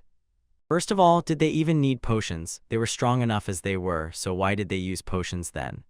Rogue stretched out his hand, and again his eyes lit up as if hypnotizing Karen, convincing her that her place was not there. They were both shocked to see Karen walking alone and rushed to stop her. But Rogues warned them sternly, "Don't move, she is now under his control. If he commands, he can even kill her." Since these two did not believe in his ability, he proved it, made Karen spin and bark, and did everything without any hesitation. The bandits laughed and ordered him to sit quietly and behave until Rai gathered enough magic to kill for sure. Haruto gritted his teeth and did not know what to do next. If this was Rai's speed, could she neutralize him before the bandits gave the command? No, Rai's sword would be useless if its essence became known, so the skill itself had to be neutralized. But how? Mina cast a quick glance at Gerudo and Rogues, ordering him to tame Karen. The bandit's skill was unknown, but once she dodged his ability when he asked her to come into his room. She intuitively senses that tame can make his ability useless. That's why he has to tame Karen. But Haruto hesitated. He was afraid that by taming Karen, their relationship would change, just like with Mina. Just at that moment, Mina slapped him on the back to bring him out of his thoughts, and begged him to do it because there was no time to hesitate. She quietly assured him that everything would be fine and that what really matters would not change. Finally, Haruto went down and followed Karen. The bandits looked at him as if he had lost his mind and warned fiercely, "Don't move." Haruto had already reached Karen and he skillfully used his abilities to tame her. Thinking that nothing had happened, Rogues laughed maniacally. He knew this. If he had subdued her earlier, taming would not have worked. Then he ordered Haruto to take his hands off Karen, and at that very moment Karen's hand twitched. He raised her head and said, "I don't want to." Rogues froze in surprise, seeing that Karen had returned to normal, and Haruto and Mina sighed with relief. Their plan had worked. Bandits could not believe it. It was supposed to be impossible. "Don't control-type skills give priority to the one who used them first?" Haruto asked, but Rogue just snorted contemptuously and refused to answer. Karen quickly exposed his skill. It was mind control over a single person. Mind control skill if it wasn't already obvious from the name itself. She giggled and pulled out a potion. It turned out he was trying to replicate what Rai had done. She had only used a first-level evaluation skill. All the materials were in place and the potion was ready, and he didn't know if it would work with yesterday's ingredients. Now all his doubts were visible. Finally, Haruto understood everything. That strange elixir seemed to control people's thoughts. What a broken, cheating skill. Mina should be softer with them, but it seems it is not all-powerful either.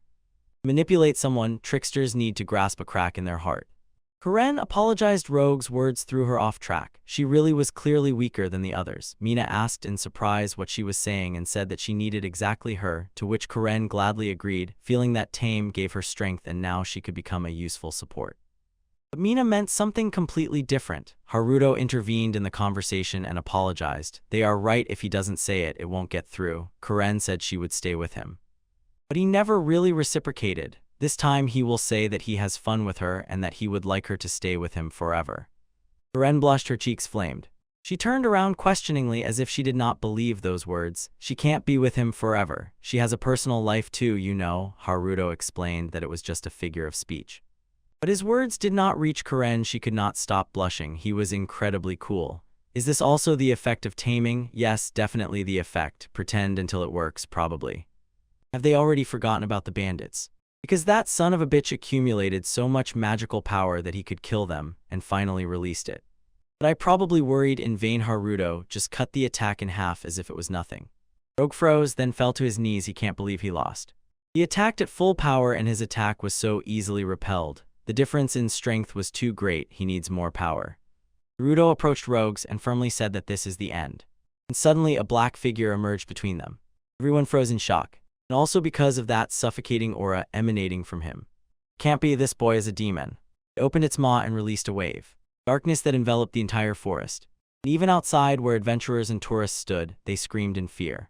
Before they could escape, the darkness invaded their bodies. And in an instant, they became mindless puppets whose only task was to kill the hero. And Haruto opened his eyes. The demon had already disappeared. Karen asked in surprise what that was just now, and the voice explained that it was the miasma of the demon lord seeping from the seal. And it was this that gave them strength. It was Rogues together with Yohei and Akimoto. He was strengthened by the power of the demon to get rid of them. It was incredible. Yohei felt the power overflowing within him. With this, they would no longer lose to the familiars, but Haruto asked in surprise if they intended to obey the demon lord, since weren't they here to defeat him? Yes, that's true, but now it no longer matters.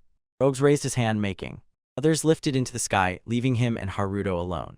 Only one desire burns within him: to kill them all. That's all he wants. Karen and Akimoto found themselves in the forest, far from the others. Akimoto adjusted his glasses. Unlike Yohei, he does not like to mock the weak.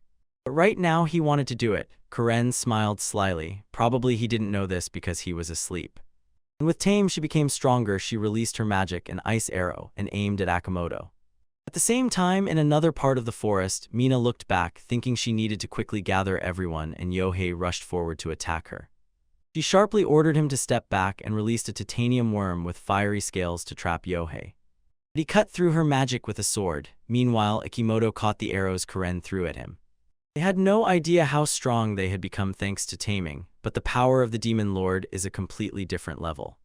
Karen smiled and raised her hand, pre-embedding a magical synthesis circle into the released ice arrow, which merges mana from the air and the arrow itself, and transforms it into new Magica complex version, Ice Lycion. But Akimoto smashed everything to pieces, as if he already sensed it would happen. The only way to break a prediction is a crazy attack flying so fast that you can't react even if you saw it beforehand, and Karen tried to make this possible with a 2-layer avalanche of strikes. This level is not enough to stop him. Karen gritted her teeth and instantly fired a bunch of spells: Ice Bow, Ice Cannon, Ice Arrow, and Ice Tank. But Akimoto deflected everything and shouted that it was useless. As long as foresight is combined with his physical strength, any attack can be dodged. Better just surrender. But his words were cut off when he, puzzled, shouted the barrage was just a decoy. Behind him was something else. As befits the foresighted, he immediately guessed. But it was already too late. Karen activated the synthesis transformation, Ice Lycion Shurabit Carnival. If pushing didn't help, then she could only push harder. It was an incredibly intense barrage, possible thanks to mana, enhanced by taming and synthesis. Akimoto shouted, not believing it, but Karen had already turned back and left, simply telling him to surrender. Didn't he see this future as well? Karen turned away and left, leaving Akimoto trapped inside an icy figure resembling a rabbit. Meanwhile, Minu seemed to be pushed further and further back in the fight with Yohei. Spider dragon worm with fiery scales Yohei managed to reach her with his sword, but she instantly deflected it with fire. Yohei laughed out loud and said she was too slow. When Mina suddenly disappeared and instantly appeared above him along with fire skill, Pegasus wore eye. Yohei raised his eyes, grinning boldly, and deflected her attack. He deflected it with his sword and, laughing, mocked how weak she was. They landed again, and Yohei mocked her magic. Giants are pure strength but lack defense, dragons have defense but are slow, and horses have lightning speed but little strength. Perhaps being a small fish is very difficult. She constantly had to change tricks just to raise her stats and not fall behind. Mina ignored his mockery and expressed her assumption. If they use all of them to hold back their group, then that means the Demon Lord is not ready to resurrect yet, right? Yohei was about to speak. When Mina hit him, she smirked. It meant they no longer had to restrain their mana for the Demon Lord, and Yohei gritted his teeth and he parried the strikes Mina sent with her sword. Even though she increased her power a horse as a horse, her defense was still insufficient. Exactly, that is why she will go all in, transformed into a triple form with 5 tails. The reason that made Yohei retreat and ask himself why he was still losing despite becoming stronger thanks to the Demon Lord's power was obvious. Because she is the strongest familiar, she shot an even more powerful fire at Yohei and knocked him out cold. Meanwhile, in Rogues and Haruto Rogues, there was desperate swearing over. It was striking how different they were, even with the Demon Lord's power. He roared with rage and unleashed a bunch of attacks on him, which Haruto easily parried. This time they have to put an end to it. Scoundrels grinned maliciously, and suddenly people jumped out of the smoke, grabbing Haruto. They were adventurers from paradise, and it seemed they were also affected by the Demon Lord's miasma. He suddenly froze as soon as he recognized Lisa. He turned to the bandits, who mockingly asked if someone was familiar to him, and, as he suspected, the miasma of the Lord Demon had turned them into savages, and through mind control they were ordered to kill him. The same happened to hundreds of people in paradise itself and around it, so would he dare to tame and save them too? But he doubted that Haruto could handle such a number alone, and the rogue's smile faltered when Haruto asked if he had forgotten his earlier words. And with the help of his familiars Rhea and Rito, twisted the travelers. As he said, Haruto is a tamer, that is, he is not alone. Ha, of course he will tear you apart, Jinwoo. The bandits snorted, so what if hundreds were under control? 2 familiars are not the same. Haruto sharply interrupted him and assured that in the royal tomb in paradise and around them he had hundreds of tamed familiars. He heard his words and ordered his familiars to neutralize the people without harming them. Fortunately, those people are not as strong as they are, so it will not be difficult for his familiars. Haruto jumped up and shouted that this was the end, but the bandits still tried to fight back. However, Haruto had already managed to kick him. The team returned to the royal palace to hand over the bandits Yohei and Akimoto. King Hill asked if the rogues had anything to say about this case. He replied that he had done so. He gave a pitiful excuse. Supposedly, he was only trying to foil Gerudo's plan to seize Calamity's power by killing Calamity herself. He activated his mind control skill, but Karen only smirked and said it was useless. Everyone present had already gained resistance to it thanks to alchemical potions. King Hills apologized to them for his inept son who caused them trouble, but Haruto just waved his hand. It was nothing, they had achieved their goal anyway. Their task was to obtain a magical artifact that weakened the Seal of Calamity and tamed the monsters gathered in paradise. King Hills was stunned by this, so Haruto explained that this trap was originally set to lure monsters and force them to absorb Calamity's magic, but instead Calamity stole their magic and grew stronger to break the seal, hence the miasma leak. Vic sincerely thanked Gerudo for resolving this as well, and thanks to his quick reaction, those affected by the miasma recovered without long-term consequences, seeing Gerudo's surprised expression and his hesitation. Victor apologized and clearly introduced himself. He was the older brother of Rogues. They were puzzled. Wasn't Rogues the first prince? Rogues explained that his older brother Vic had renounced his rights to the throne due to illness, so he became the first prince instead. As if understanding what Rogues was saying, Vic frowned and quietly called him by name. But Rogues just looked away. Haruto finally understood why Rogues so desperately wanted to kill Calamity. He wanted to prove he was not just a replacement for his brother. Yohei clicked his tongue in anger. If Rogues hated his brother so much, he could have just used mind control on him just like he tried on them. Akimoto agreed, but Karen said it wouldn't have worked. because Victor's skill simply nullifies all the abilities of others. But in general, he is a stat. Victor himself could not believe it, and Philia, who was standing nearby, asked again if it was real. Her evaluation showed nothing. Karen explained that this probably even nullified Philia's evaluation, because her own evaluation was a replica created by her through alchemy, so perhaps that is why it affected him. King Gil sighed with relief. He thought both his sons were powerless, but it turned out that each had powerful abilities. Then he asked Rogues if he knew what exactly triggered these abilities, and Rogues replied that he had a suspicion. King Hills suddenly realized something and doubted. Had he tried to subjugate Vic with mind control because he saw not his head in him? King Hills inquired, had he tried this with him as well in Philia? Which he agreed. But it did not work on the king, not because of immunity to skills, but because of his overly cautious, timid nature. Mind control only works when there is a crack in the heart. And to Philia, he simply ordered not to use praisal on him, because he could not risk others finding out about mind control. Yohei clicked his tongue. Something was wrong. His sister could not like such a scoundrel as Rogues, and Akimoto agreed. It was all because of his ability. The swindlers shouted, denying the accusations, but he only ordered Philia not to evaluate him, and her feelings for him were sincere. He turned to her in despair, but she hid behind Victor, clearly frightened. Rogues lowered his head to his feet. At least it should have been real. He felt Gerudo's watchful gaze and told him not to pity him. Someday he would understand it too. That oppressive feeling when he no longer knows whether someone's feelings are genuine or just the result of his skill. At first, it was supposed to be just a harmless control technique. He had never used mind control to make someone love him. Their feelings could be real, but what if not? Eventually, he stopped seeing value in bonds and feelings that could be changed by a single skill. He sincerely hopes that Haruto will never become like that. After that, the ruffians were secretly placed under house arrest. Because the royal family cannot allow the people to find out that the first prince conspired with the hero and broke the seal of evil, Yohei, Akimoto, and members of the royal guard were placed under the same conditions. They are kept under close watch until it is determined whether they acted of their own free will or were under someone's control. Victor asked Haruto where he found out that the disaster was sealed in paradise. After all, even Victor himself had to rummage through forbidden books in the royal library to learn about it. Haruto replied that Mephilis, the legendary sacred dragoness, told them that she was sealed in the deepest part of the royal family's tomb. Allegedly, she was mistakenly taken for an evil dragon, and Vic could not believe it. And now, as soon as he thought about it, everything fell into place. So that is how Haruto found out about the artifact. Could it be that he tamed Mephilis? He really tamed her, although in reality it is more like she lends them her power. In return, they agreed to help break Mephilis' cell. That is why they set out for paradise. If he tames powerful monsters and becomes stronger, then she will gain the power to break her seal. Philia suggested to her brother Victor to remove the seal, and Lord Balt was just looking for a way to cancel tame. Couldn't Victor's skill help here as well? Mina, Karen, and even Rai stubbornly refused to do it. They looked for excuses. They said Haruto's skill was passive, so removing effects from others was not his thing, and if the taming was cancelled, they would lose a lot of power, which could become a big problem.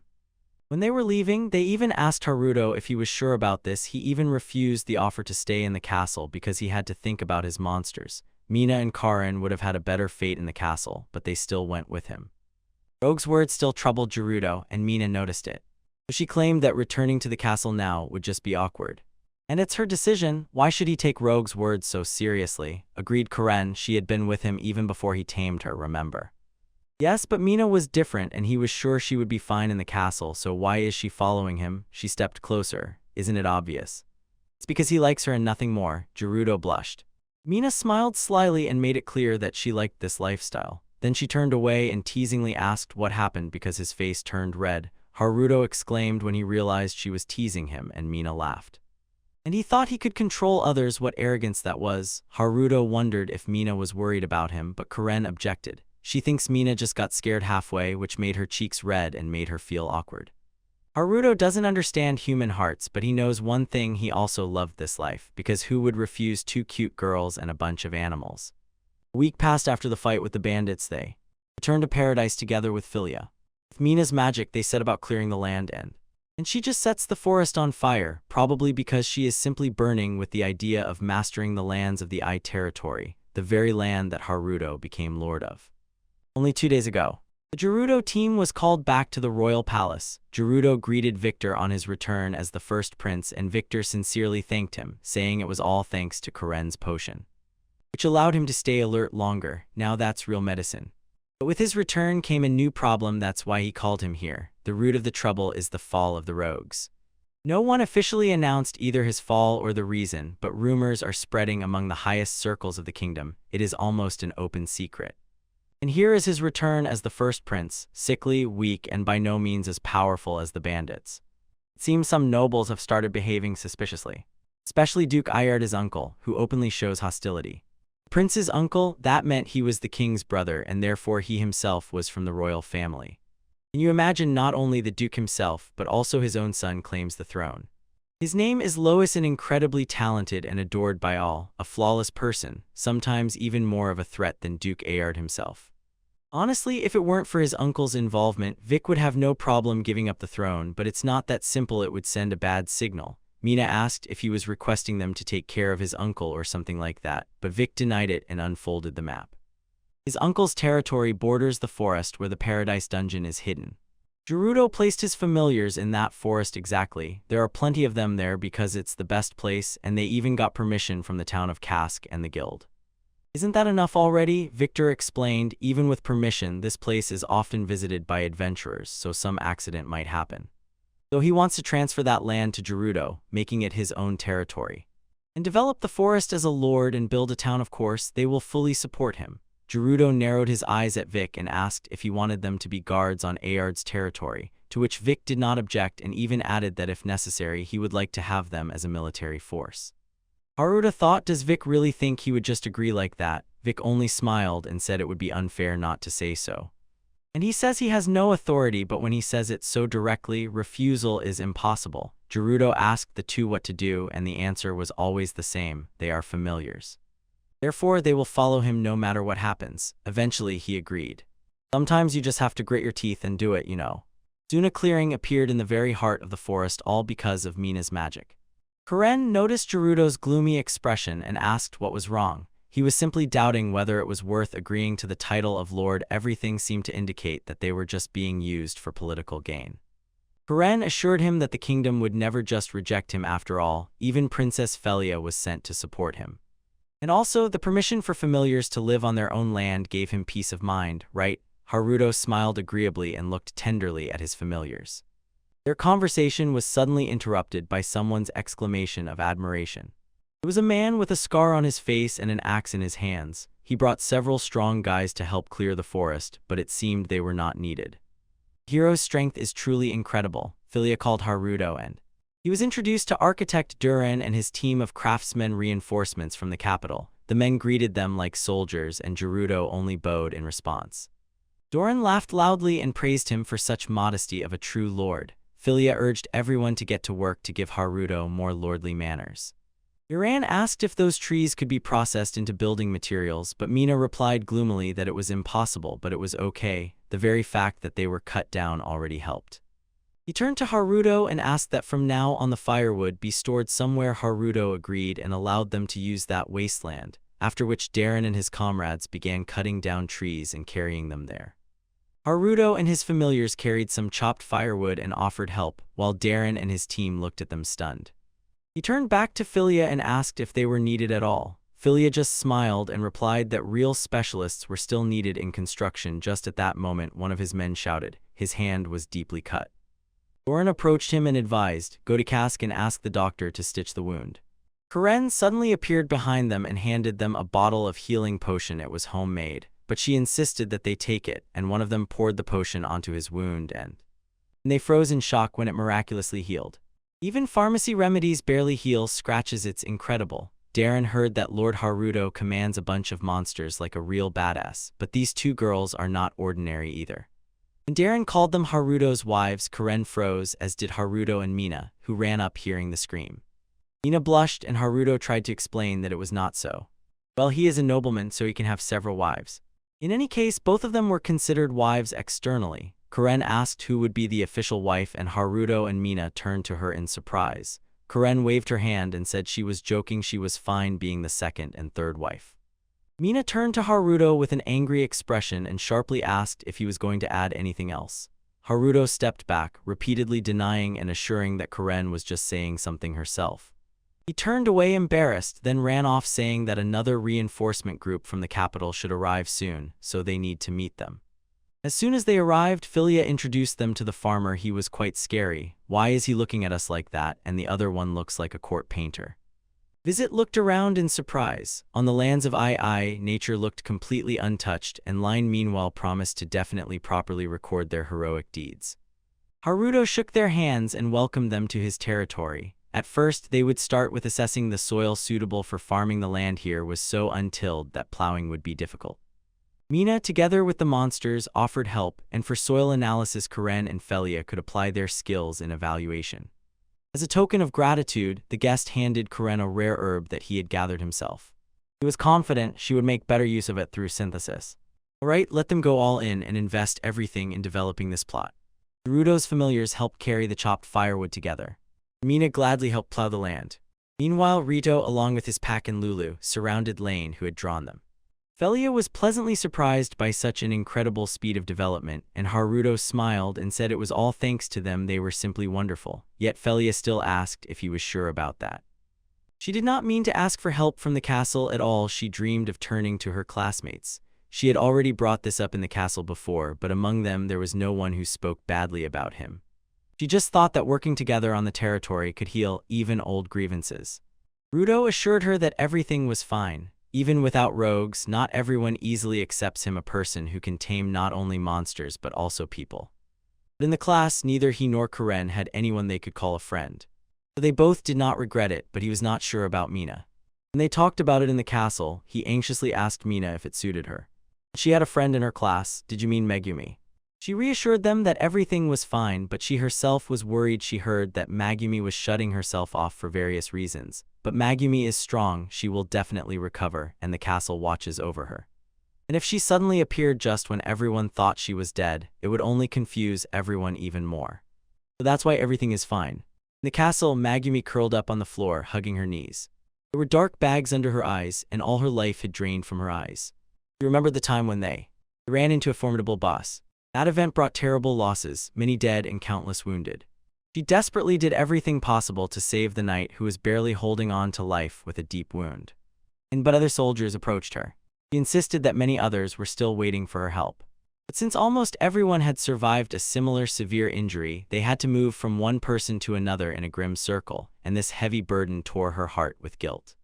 A comrade tried to calm her down, saying that the soldiers' deaths were not her fault. On the contrary, many survived only because she was nearby, and everyone felt grateful. They said they were saved because she never gave up and treated them until the very end. He advised her to meet with other heroes, believing that communicating with those nearby would lift her spirits. Magumi took the advice and went outside. She informed the group that she was feeling better, and suddenly noticed that Yohei and Akimoto were absent. Haruto explained that those two were currently storming the 8th level dungeon and had been on this expedition for a long time. Haruto apologized for putting the conquest of the dungeon on Magumi's shoulders, and promised to do everything possible from the castle to provide as much support as possible. Magumi felt that something was wrong in the class. Haruto was behaving too insistently, although they had hardly spoken before. If her memory served her right, Haruto was not in the combat team with her and Yohei. She belonged to the support team that lived in the castle. And if you think about it, Yohei never liked Haruto. She simply annoyed him and seemed unattractive. However, excluding everyone else, the rogues were convinced that Haruto was most likely the strongest in battle among the heroes. She had incredible athletic talent and skills made for fighting. She lacked the courage to meet unknown enemies in an unfamiliar world. Meanwhile, having learned that almost nothing was happening in the territory of Haruto, Princess asked Haruto to set out for the city and recruit settlers. Mina was surprised. Why was this necessary, since she believed that they and the monsters already provided enough work for development? Haruto sharply noted that this was exactly the problem. Usually those who gather for development become permanent residents, but in their case, the workforce was mostly monsters. If this continues, these lands will become uninhabited. If they wait with recruitment until the territory is fully built, the town will reflect only their narrow ideas. But if during construction they listen to the residents' opinions, the community will play with completely different colors. Living in an abandoned land surrounded only by monsters would make them resemble not heroes, but demon lords. They decided to start recruiting people right from the crowd. And they managed to persuade Lisa to their side. She was going to open a branch of Koyut there. Having learned that they are heroes building a new territory, Lisa's mother agreed to let her daughter go. She believed that Lisa was already at the age when it was time to gain experience and was sure, next to the heroes, her daughter would be safe. She said that if necessary she could always call her husband and ask for additional help. He is a true adventurer, and about half of their ingredients he brings from his travels.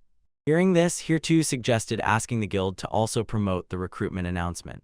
Lisa added they needed merchants both as residents and as food suppliers and even guards to protect the trade. Since they were opening a restaurant, specialized expertise was also needed. After noting these proposals, they went to the guild to hang up the announcement.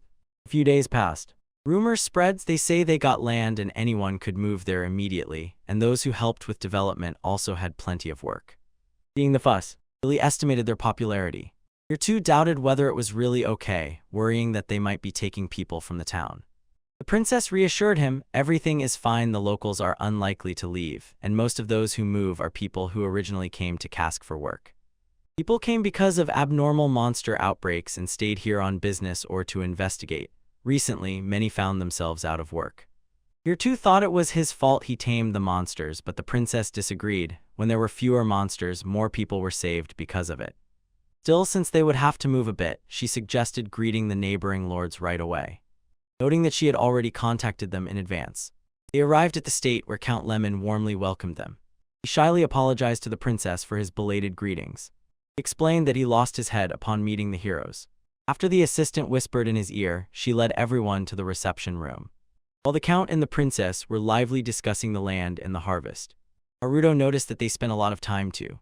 Speaking about something that had little to do with the main goal, he suddenly realized the gathering of nobles was truly unique. As the princess told him, they never start immediately with the main topic. A bit of light chatter is needed to warm up the atmosphere, and to rush straight to business, they would consider that unfriendly. Since the main topic was sent in advance, there was no reason to be nervous. Finally, the count turned to him, acknowledging his plan to develop the forest near Casca and sincerely offering any needed assistance. The princess told the count that the royal capital had prepared measures in case too many people resettled. Lemon even lit up, he liked that, and joked that he would live there himself if his position allowed. He offered to lend his servants and a knight to his. In the first hectic days, they took care of daily needs. When Haruto asked if that was too much, the count assured that it was for their training, wanted Haruto to use the young knights for drills, and meanwhile the assistant went to negotiate. The countess admitted that she also adored heroes and begged them to take her with them. Her name was Sayuka, an exceptionally talented novice and his adopted daughter. Lemon adopted many orphans from his estates, because life did not give him many children of his own. The princess, not hiding her admiration, told Haruto about Sakuha's beauty, and added that their union would create a perfect relationship with Count Lemon. The count clarified that Sakuha was not the only one being sent, and told Haruto to take anyone who caught his eye. Greetings sounded one after another, and everything flowed smoothly, as if by clockwork. Haruto was pleased that everyone was friendly. He attributed this to his kindness. The last meeting turned out to be not so easy. Dukiard himself was involved in this. Mina advised him to pull himself together and warned that if anything went wrong, she would destroy the whole matter completely. Haruto thought she was joking, but she was quite serious. As soon as he glanced over his territory, progress stunned Haruto, which managed to appear during those few short days while they were gone.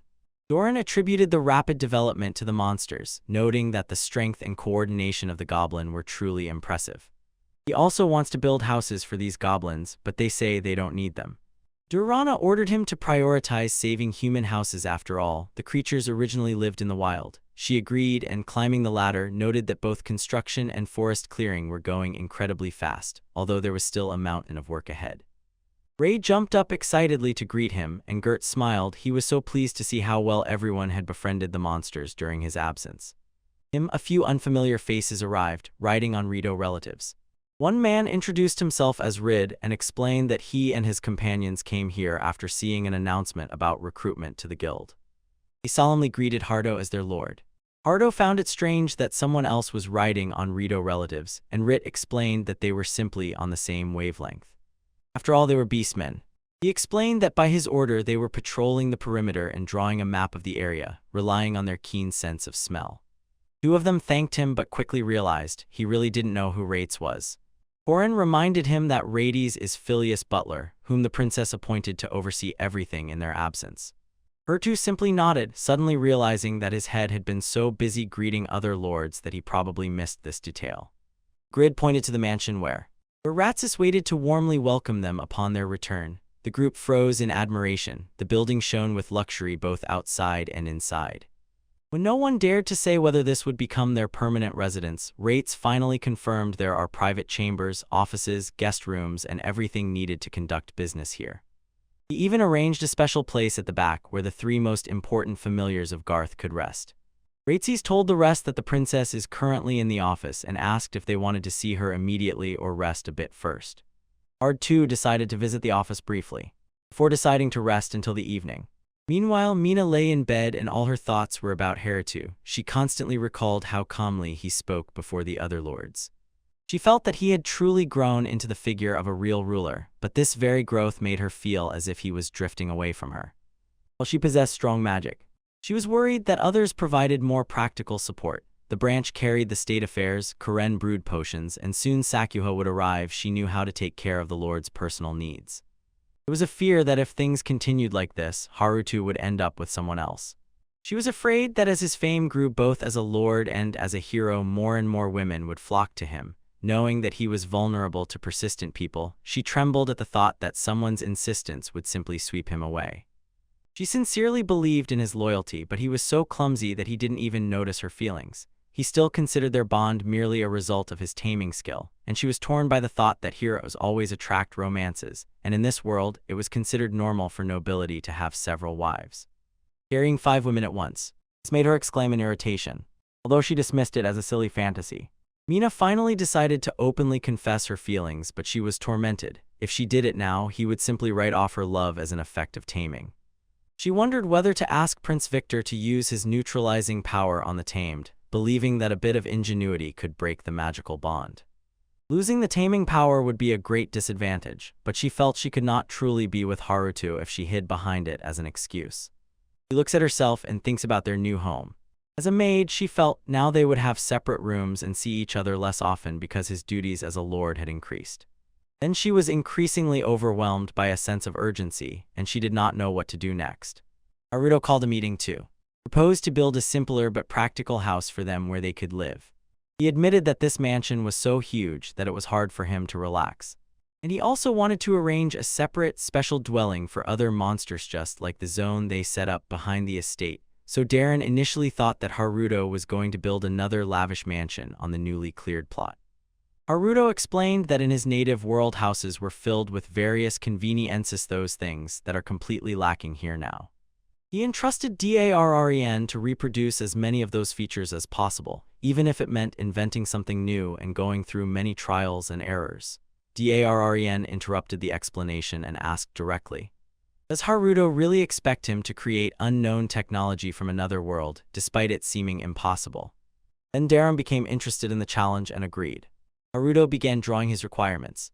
He explained that modern houses use gas and electricity, have plumbing and communication lines.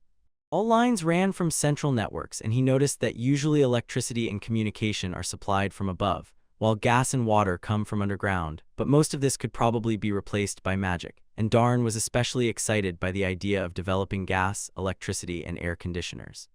Philia remarked in surprise that she had heard heroes often bring great changes but did not expect them to possess such advanced knowledge. Mina explained that in fact they did not invent this themselves and wondered why heroes in the castle never proposed similar ideas. When the Korean spoke about the charm of a large public bath, she, upon learning that they had not done this, instantly understood. Surely those heroes had servants who did all the household chores for them. Haruto ordered Rid to scout whether there were hot springs at the northern mine. If they found any, he planned to channel the water directly to their home. On the princess's advice, he also entrusted Rid to scout the mine in search of Orvans.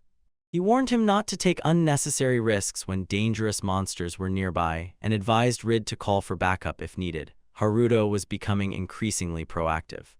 They felt a clash with Duke Erd was inevitable, so they hurried to strengthen their forces and supplies. and also the prospect of a dream house.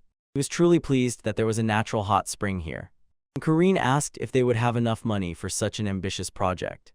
The princess admitted building a new residence, paying for all the work, hiring staff, and financing the excavation of the hot spring would hit the pocket hard. Haruto suggested using their next official report as a pretext to secure funding. And they suggested returning to the royal tomb to finally collect the undisputed rewards they had failed to obtain during the last visit. Meanwhile, in the castle, Royce, the eldest son of Duke Yard, politely greeted the heroes and sincerely said that meeting them was a great honor for him. Prince Victor loudly announced to the group Royce was his cousin because Duke Yard was the younger brother of the king. Several girls involuntarily blushed when they saw him. Haruto approached Royce and asked how she should address him. Royce said that Royce was perfectly fine and addressed her by name Rico. This made Haruto think, was he already head over heels in love with her? She was pleased. Her act of kindness before Victorkin seemed to have reached Royce as well. She silently apologized to Victor and shifted her attention to Royce. She liked being the one who was courted. Her face darkened when Megumi came and asked Royce, "What are you doing here?" Haruto irritably cut in that she herself was just about to ask the same, watching the conversation. Royce noticed that Megumi possessed valuable sacred magic, and it was this magic that was key in cleansing the shadow, so it seemed strange to him that Haruto held the leadership position without notable achievements. He understood that the values of people from another world are hard to comprehend. Yet he still believed that by convincing the group leader he could control the entire body. Royce gently took Haruto's hand. He simply stated that his goal was to meet the heroes. He said sadly that his achievements did not measure up to theirs. They were close in age and he hoped they could become friends. He glanced at the prince, confident that Vic recognized his true intention, but knew that Vic would not refuse to interact with the heroes. He feared that this would cause problems if people thought the palace was claiming the heroes for itself. Royce was sure he could convince them, as his father had asked. Deep down, he doubted whether they could really stand against Haruto and his group. Having only managed a fleeting glance at Haruto's squad in the mansion, he felt an incredible power emanating from them. He clenched his fist, firmly decided to accumulate enough strength to eventually defeat Haruto and his allies. Mephilis noticed how impressively Haruto had changed, saw that he was relentlessly becoming stronger. When she asked if he had managed to conquer paradise, he confirmed, yes, they succeeded. Although they could not defeat the calamity itself, they returned the magical item. Mephilis calmed him down, saying that at his current level he could probably handle even monsters of the calamity class. And her attention fell on Lulu, whom she recognized, a survivor of the rainbow dragons. She explained that creatures like Lulu glow with 7 colors, control the power of the heavens, and bring prosperity. A divine beast capable of becoming a being equal to Mephilis himself. Haruto began to doubt whether it was really worth taming such a creature, but Mephilis just quietly laughed and asked why he was worried about it now if he had already tamed her, the holy dragon. She noted that dragons grow slowly, so Lulu would not reach such a level of strength anytime soon, but her potential was limitless. As soon as Haruto strengthened, the synergy of Tane would accelerate Lulu's development. When they were asked why they had come, Haruto explained that he strives to return for an even larger part of the treasure, confessed that he is currently arranging the forest near paradise and is turning into a lord. Mephilis understood that Haruto needs funding and coldly reminded him that these riches belong to Mephilis in any case. She warned him, "Do not forget our main goal." She gave him part of her power so that through strengthening the tamed ones he would gain enough might to break her seal, and although his duties as a lord were important, she insisted that he not neglect to increase his own power. After the conversation, the princess froze with admiration. Before them, a mountain of treasures. She realized that it was impossible to immediately exchange such a huge pile of treasures for money, so she proposed to deposit everything in the royal treasury, leaving only what was urgently needed. Haruto agreed. In their lands, there simply was no place to keep such wealth. The princess began carefully sorting through the items to understand what would be useful here and now. She told him that the value of this pile of treasures might even exceed the entire royal treasury, and Haruto looked completely indifferent. He was simply hungry. After the mountain of treasures was transported to the royal treasury, the princess wondered, could the royal treasury really handle the exchange of such a huge sum?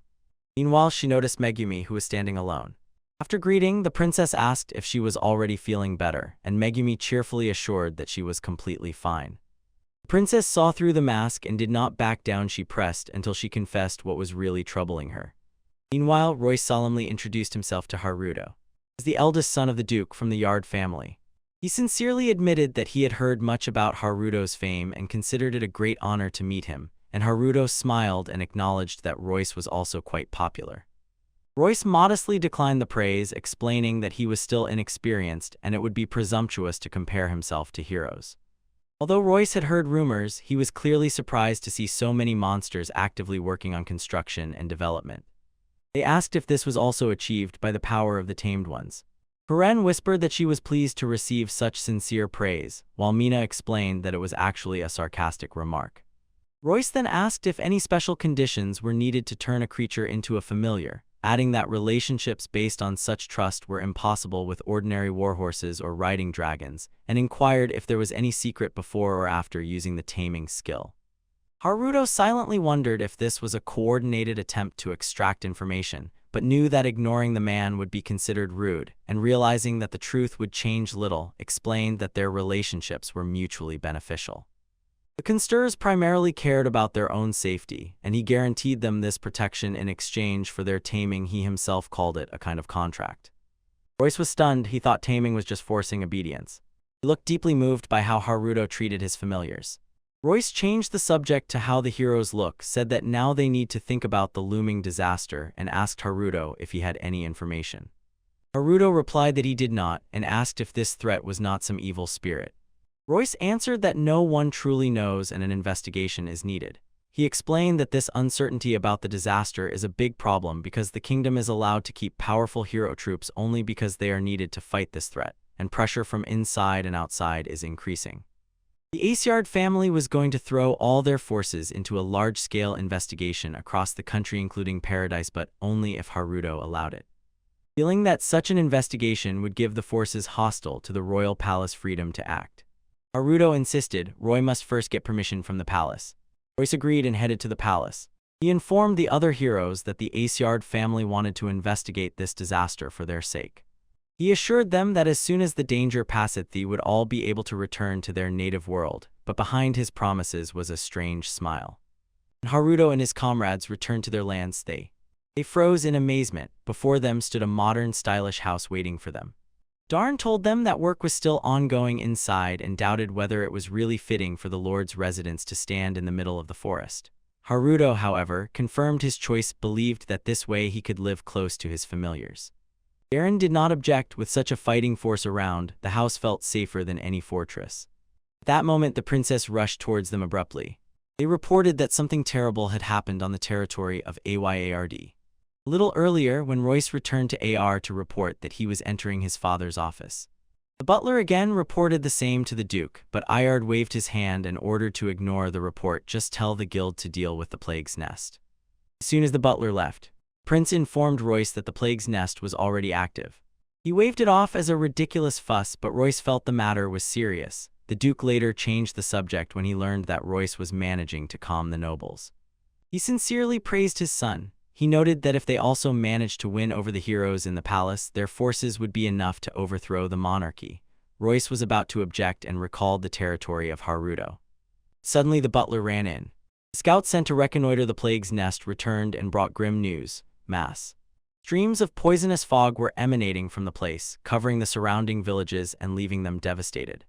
Royce rushed to the palace to shout to the heroes. The IRD territory is under threat of destruction. It is necessary to immediately stop the miasma leak, enter the plague's nest, and destroy its source. He bowed his head and pleaded with the heroes to lend him their strength. In his soul, he rejoiced that he had spent the past month getting closer to them. He believed that with their help, even an unexplored dungeon was within his power.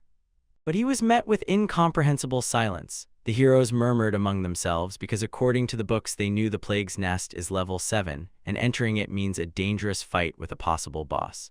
Prince Victor informed Royce that the heroes turned out to be much less eager to fight than expected. Their native world had not seen war for decades, so their fear of wounds was too strong, and usually Yohei went on the attack, but he was not here now. Next to Harada, who gives her strength. He pressed it to her cheek and apologized, saying she could not help. His statement struck Royce to the core of his heart. Harada admitted that the warrior's path was not for her, but she offered to heal those who would go into battle. She made it clear she would do it only for Royce. Eren noticed the oddity even from afar. Several days had passed since the miasma leak began, and with each day it got worse. Watching the endless stream of refugees heading to their territory in barrels, Haruto knew they had no chance to resolve this crisis. They would be lucky if they simply accepted the anti-miasma remedy prepared by Karen. Duke Ager was so proud that he could not accept help from those he considered enemies. Karen suggested distributing medicine without permission, but the princess warned that such interference in internal affairs would give the Duke a reason to invade and start a war. Knowing that it was only a matter of time before the poisonous fog reached his homeland, Haruto realized that sooner or later they would have to break into the territory of IRD themselves and strike at the nest of the plague, and this would inevitably lead to a direct clash with the Duke. So before that, Haruto wanted to do something. He asked Philia to return to the capital. Princess agreed and advised to contact her if anything happened. Karen asks why so suddenly, and Garudo replies coldly, "If things continue like this, a war with Yerd will break out, and if Philia is here then, as a member of the royal family, she might be blamed for not stopping the conflict." Suddenly Rid rushed inside to that one of the heroes entered the territory of IR. Although they knew that Magumi could repel that miasma with her holy magic, they were terribly worried about her. In the territory of IR, Magumi was completely exhausted. They asked to heal the injured. Royce, looking at her, understood she was on the verge of collapse. Although her healing restrained the symptoms, it was only temporary relief, and other healers from the capital themselves began to catch the miasma. The burden on her shoulders only grew. He earnestly begged her to rest. She insisted that everything was fine. Royce realized that she would fight until she fell, and that the only way out was to uproot the plague's nest. For this, he needed his father to allocate troops, so he hurriedly set off, informing the knight that he would return to the mansion. The heroes could already clearly see that ominous haze that Royce had described. The king appeared and addressed them, his voice burning with anxiety. "This is urgent. I need your help now more than ever." Because it is very likely that this was exactly that catastrophe. Many details coincided with stories about ancient disasters, and the source turned out to be the plague nest, an unexplored dungeon in the lands of Yard. The king suspected that something had strengthened in its depths and caused this outbreak. Haruto asked if he had really directly asked them to deal with that threat, and when the king confirmed, emphasizing that their help as heroes was extremely needed for the uncharted dungeon, she exploded with rage, clenching her teeth. She pointed to the place from which the poisonous fog was pouring and asked if he really expected them to dare to go there. She firmly said that they were forcibly dragged into this world against their will, and forcing them to take risks was a violation of their rights.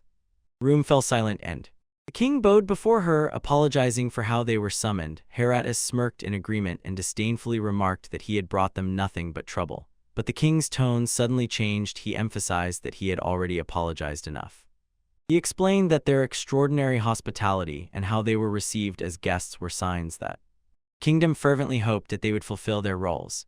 As soon as she tried to argue further, the king coldly warned her. Now she could no longer pretend that she knew nothing.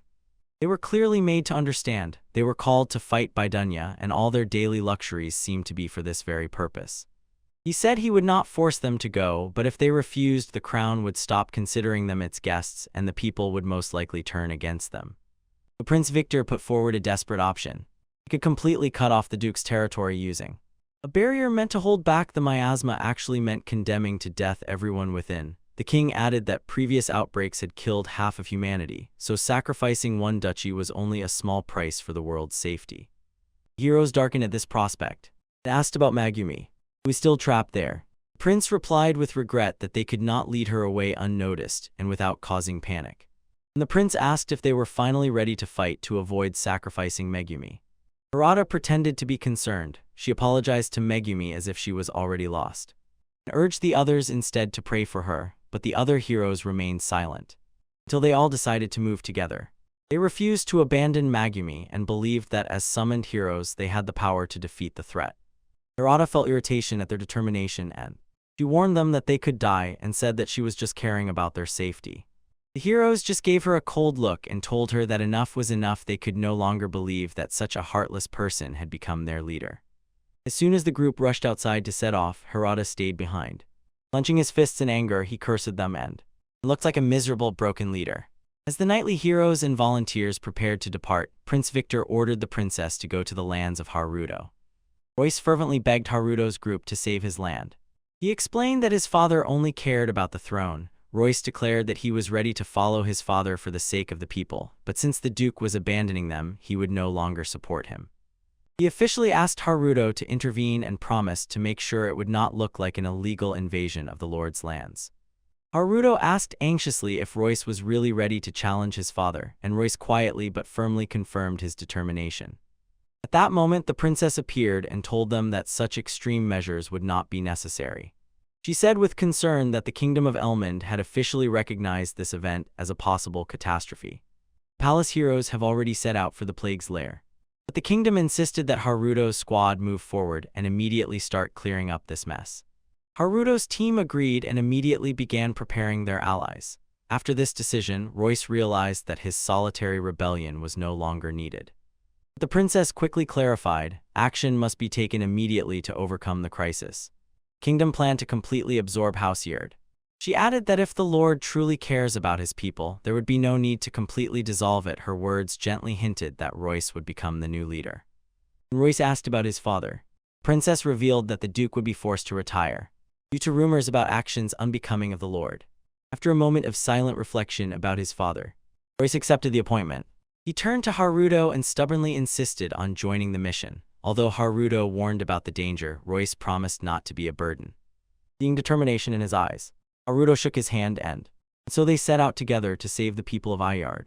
Inside the IRD state, Duke Yard ordered the knights to immediately raise the protective barrier. The miasma had already begun to seep into the territory.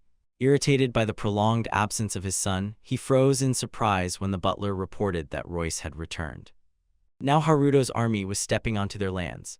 The Duke, consumed by rage, slammed the table, scolded Haruto, and accused the boy of using the chaos as a pretext to seize his lands, resolutely determined to crush the resistance head-on.